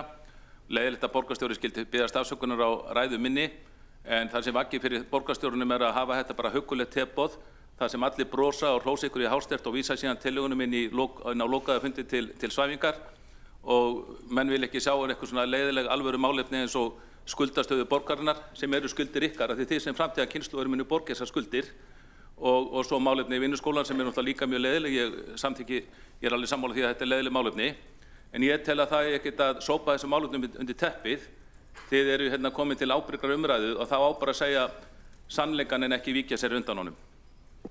Kjartan Magnússon, borgarfulltrúi, hefur lokið við að svara ansvari. Veitir það ansvar öðru sinni Heiða Björk Hilmisdóttir, borgarstjóri. Já, ég ætla að klára að spyrja gerðargreindina þessu, ég náði því ekki en ég hvet ykkur bara til að gera það. Ég held að þetta sé alveg þess virði þó að það kosti vatn og orku af því að það er mikilvægt að hafa aðgengi að réttum upplýsingum. Allar tölur sem Reykjavíkurborg er með eru háar en við tökum þetta sem hlutfall af tekjum og hlutfall af eignum. Það stendur borgin mjög vel og það er alls ekki og því fyrir víðsfjarri að hér standi til að vísa þessum tillögum sem þið hafi lagt hér fram inn í eitthvað svartóli eða eitthvað annað, ég man ekki orði sem að borgarfulltrúi notaði, vegna þess að ég held að ungmennaráðið viti það og hafi fundið það gegnum árin að við viljum vinna með okkur, við tökum alvarlega þær tillögur sem koma frá okkur og ég bara harma það aftur að þið séu vitna því að það sé gert lítið úr ykkar vinnu eða vinnu þeirra sem að taka við ykkar tillögum og heiti því að við munum taka vel á móti þeim öllum eins og við höfum gert og koma þeim fyrir eins og hægt er. Heiða Björk Hilmisdóttir, borgarstjóri, hefur lokið við að veita ansvar öðru sinni og svara það ansvar öðru sinni Kjartan Magnússon, borgarfulltrúi. Forseti, góðir borgarfulltrúar og Reykjavíkurráðsliðar, ég verð að segja að mér finnst leiðilegt og mér finnst að lítilmannlegt að borgarstjóra að túlka eða reyna að beina gagnrýni minni á pólitíska meirihlutann hér í Reykjavík á ykkur, snúa gagnrýni minni á hana og þennan meirihluta eins og ég sé að gagnrýna ykkur, það er alls ekki rétt, ég meti auðvitað mikils ykkar vinnu og ykkar tillögur, því miður hefur það verið þannig að flestum tillögunum hefur verið vísað til svæfingar, þó ekki alveg öllum, ég sé alveg strax nokkra tillögur hér sem ég vona nái fram að ganga, en flestar tillögurnar, og ég var að reyna að útskýra út af hverjum eða svolítið fjármálunum, flestar tillögur undanfarin ár hafa því miður farið inn á lokaða fundi til svæfingar. Það er bara sannleikurinn og getur verið sár sannleikur en við höfum ekki að gera lítið úr honum. Kjartan Magnússon, borgarfulltrúi, hefur lokið við að svara ansvar öðru sinni og veitir það ansvar borgarfulltrúin Alexandra Brím. Forseti, já, ég var svona velta fyrir mig hvort ég ætti að lengja fundinn með þessu en mér finnst þetta bara með eindæmum einhvern veginn leiðinleg aðferðafræði hjá borgarfulltrúinni Kjartani Magnúsinni. Það er vissulega þannig að sumar af þessum tillögum eru dýrar, sumar að ganga ágætlega, sumar að ganga ekki almennilega upp. Við viljum samt í alvörunni skoða þær allar, sjá hvað við getum gert með þær allar. Á endanum getum við samþykkt einhverja þeirra en ekki allar. Það er ekki þannig að við séum að einhverji heljarþröm fjárhagslega og allt sé í volli þrátt fyrir það sem borgarfulltrúin segir. Borgarstjóri fór ágætlega yfir það. Við erum bara með allt á grænu í núverandi fjárhagsáætlunum varðandi skuldaviðmið borgarinnar, lántöku sem hlutfall af fjárfestingum og fleiri stærðir sem að skoðaðir eru í þessu samhengi. Og ég bara hvet borgarfulltrúan til þess að vera ekki með svona, hvað segjum við, svona leiðindi á fundi sem við erum að reyna að eiga hérna með Reykjavíkurráð ungmenna. Alexandra Brím, borgarfulltrúi, hefur lokið við að veita ansvar og svar. Það ansvari Kjartan Magnússon, borgarfulltrúi. Já, forseti, góði borgarfulltrúar og Reykjavíkurráðs liðar. Ég notaði nú ekki orðin heljarþröm og að hér var allt í volli, auðvitað ýmislegt sem gengur vel hjá borginni, en við getum ekki stungið höfðinu í sandinn og við verðum eins og stjórnendur allra fyrirtækja að gera okkur grein fyrir því hvert stefnir og gera okkur grein fyrir því hver bara skuldirnar eru, vegna þess að skuldirnar lenda á næstu kynslóð, þar að segja ykkur, og þetta er þeim miklur framtíðarhagsmunir ykkar. Og þessum borgarfulltrúum sem hér tóku til máls, þeim finnst greinilega þetta eigi að vera huggulegt teboð, þar sem ekki megi segja neitt sem er eitthvað óþægilegt, en hluti af sannleikanum er bara því miður svolítið óþægilegur og eins og þessar tölur sem eru bara opinberar gefa tilmynd til eins og skuldastaða borgarinnar sem á endanum einhver þarf að borga eða kjaraskerðingin í vinnuskólunum, tölur sem tala mjög skýrt. Ég veit alveg að þetta er óþægilegt fyrir suma, en þetta er samt sannleikurinn og það á alls ekki að fela þennan sannleika fyrir ykkur þegar við erum að ræða þessi mikilvæga málefni hér eins og málefni vinnuskólans. Kjartan Magnússon, borgarfulltrúi, hefur lokið við að svara ansvari. Telst á ansvörum lokið undir þessari ræðu. Forseti borgarstjórnar minnir á að til umræða er tillaga fulltrúa í ungmennaráði Grafarvogs um unglingum í 9. og 10. bekk bjóðist hlutastörf yfir vetrartímann. Sjálfsagt er að tengja þá umræðu við stærri umræðu, en minnir þó á að það er tillagan sem er nú til umfjöllunar. En tekur þá til máls Stefán Pálsson, borgarfulltrúi.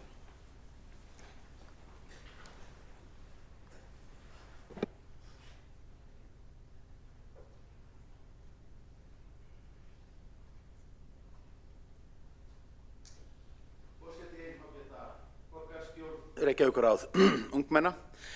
Það er þannig með sumar tillögur að það er einast vera glúrnar og það er vaksa aðeins svona þegar maður veltir þeim meira fyrir sér. Ég skal alveg vera hreinskilinn með það að fyrstu viðbrögð mín við að lesa tillöguna sem að hér er borin upp af Reykjavíkurráði Grafarvogs og Sjöfns Sveinsdóttur fulltrúa voru neikvæðar og byggðu á því að bara afstaða okkar hér í borginni til að mynda í skólaráði hefur verið svo að reyna að letja til mikillar vinnu nemenda með skóla. Eitt af umkvörtunarefnum sérstaklega kennara í framhaldsskólum er að nemendur vinni þar allt of mikið, nái ekki að verja tíma í að hvíla sig, undirbúa sig og mikil atvinnuþátttaka bitni á náminu. Þannig að svona fyrstu viðbrögð var að hugsa býtu á, er það þá hlutverk borgarinnar að fara að ýta undir þetta? En svo hugsaði maður nú svo sem lengra, maður væri nú kannski pínlítið hræsnisfullur í þessu því að ég segi bara með son minn að hann svo sem vann bara helling með skóla í grunnskóla þar sem hann var að þjálfa yngri flokka í fótbolta og ég get ekkert sagt annað heldur en að hann þroskaðist mjög mikið við það. Þar lærði hann vinnubrögð sem að hafa gagnast honum í námi og starfi, þannig að sá kjarni er algjörlega réttur í þessari tillögu sem að hér var borin upp.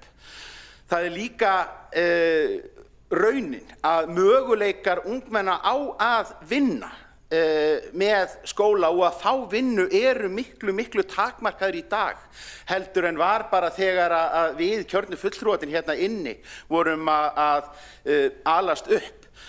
Þegar maður fer úr því að borgarfulltrúi Friðjón Friðjónsson fór að rifja upp einhverjar táningsminningar frá því að hann var í sömu sporum hérna, að þá var það þannig rétt á árunum í kringum 1990, þá var bara reiknað með að mjög stór hluti af nemendum í grunnskóla væri bara að fara út á vinnumarkaðinn þegar að námi lyki.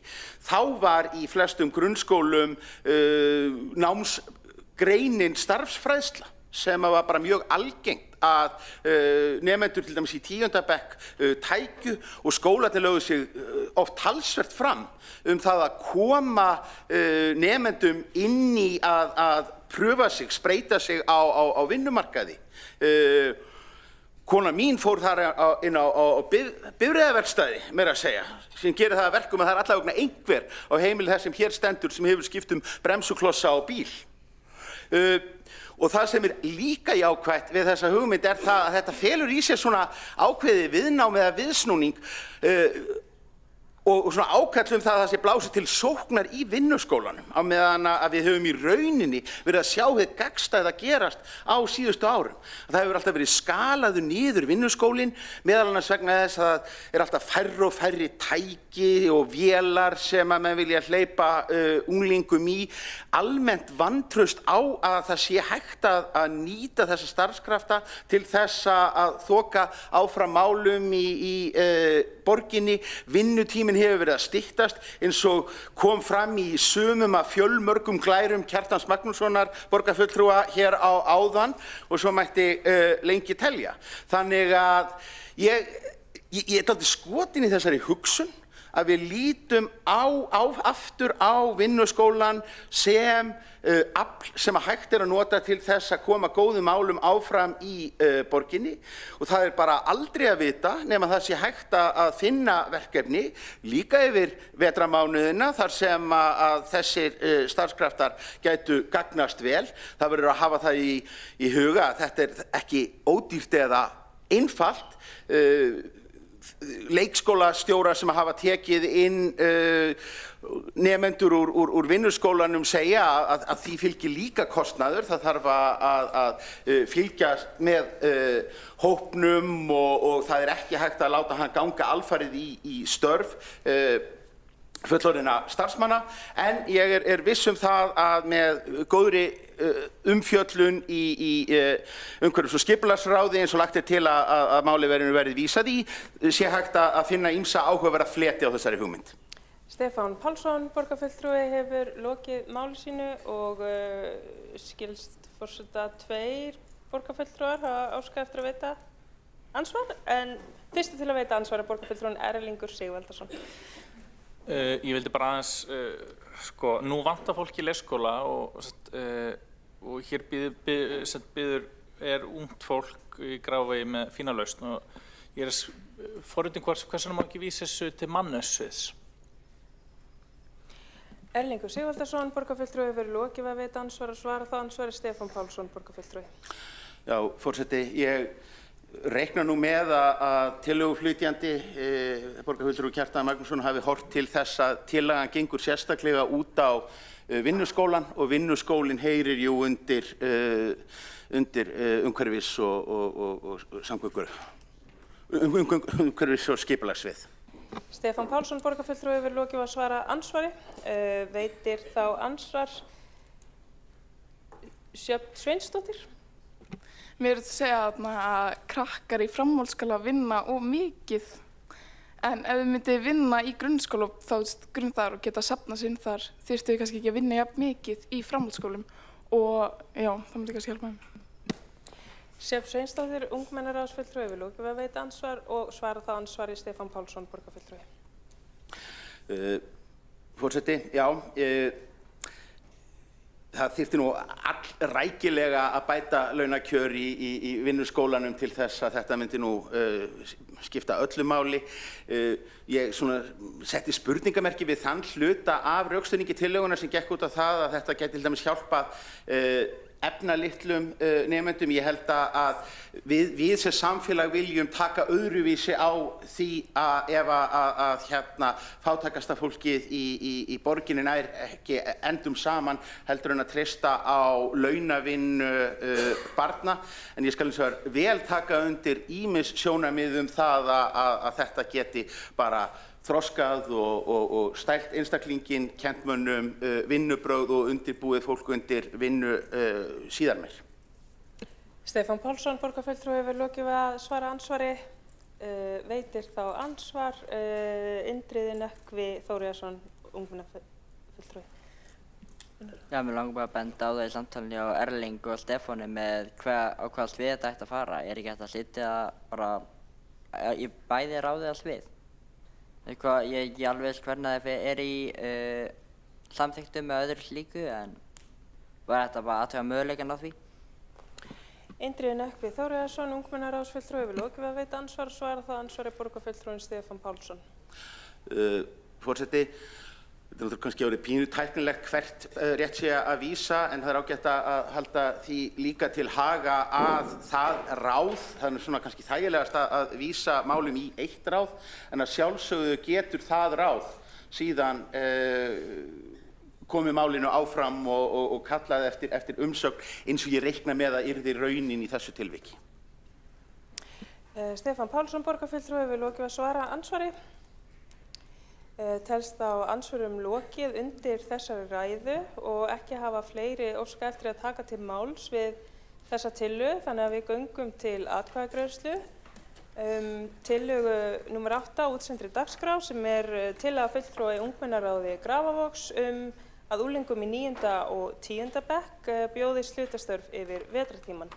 Borist hefur málsmeðferðartillaga að vísa tillögunni til meðferðar umhverfis- og skipulagsráðs og þeir fulltrúar sem samþykkja vinsamlegast gefið þess merki. Og þá tillagan samþykkt með öllum 23 atkvæðum. Ég hef lagt það í vana minna að kveðja borgarstjórn með svona málshætti eða orðatiltæki úr bók sem heitir Orð að sönnu og ég ætla að fá að deila með ykkur einu stuttu í dag.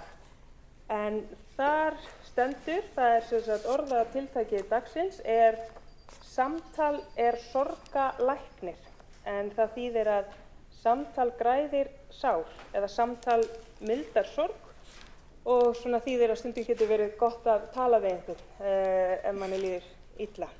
Ég þakka fyrir þennan fund og ég þakka áhorfendum sem komu og þeim sem tóku þátt í fundinum og fundi slitið 17:58.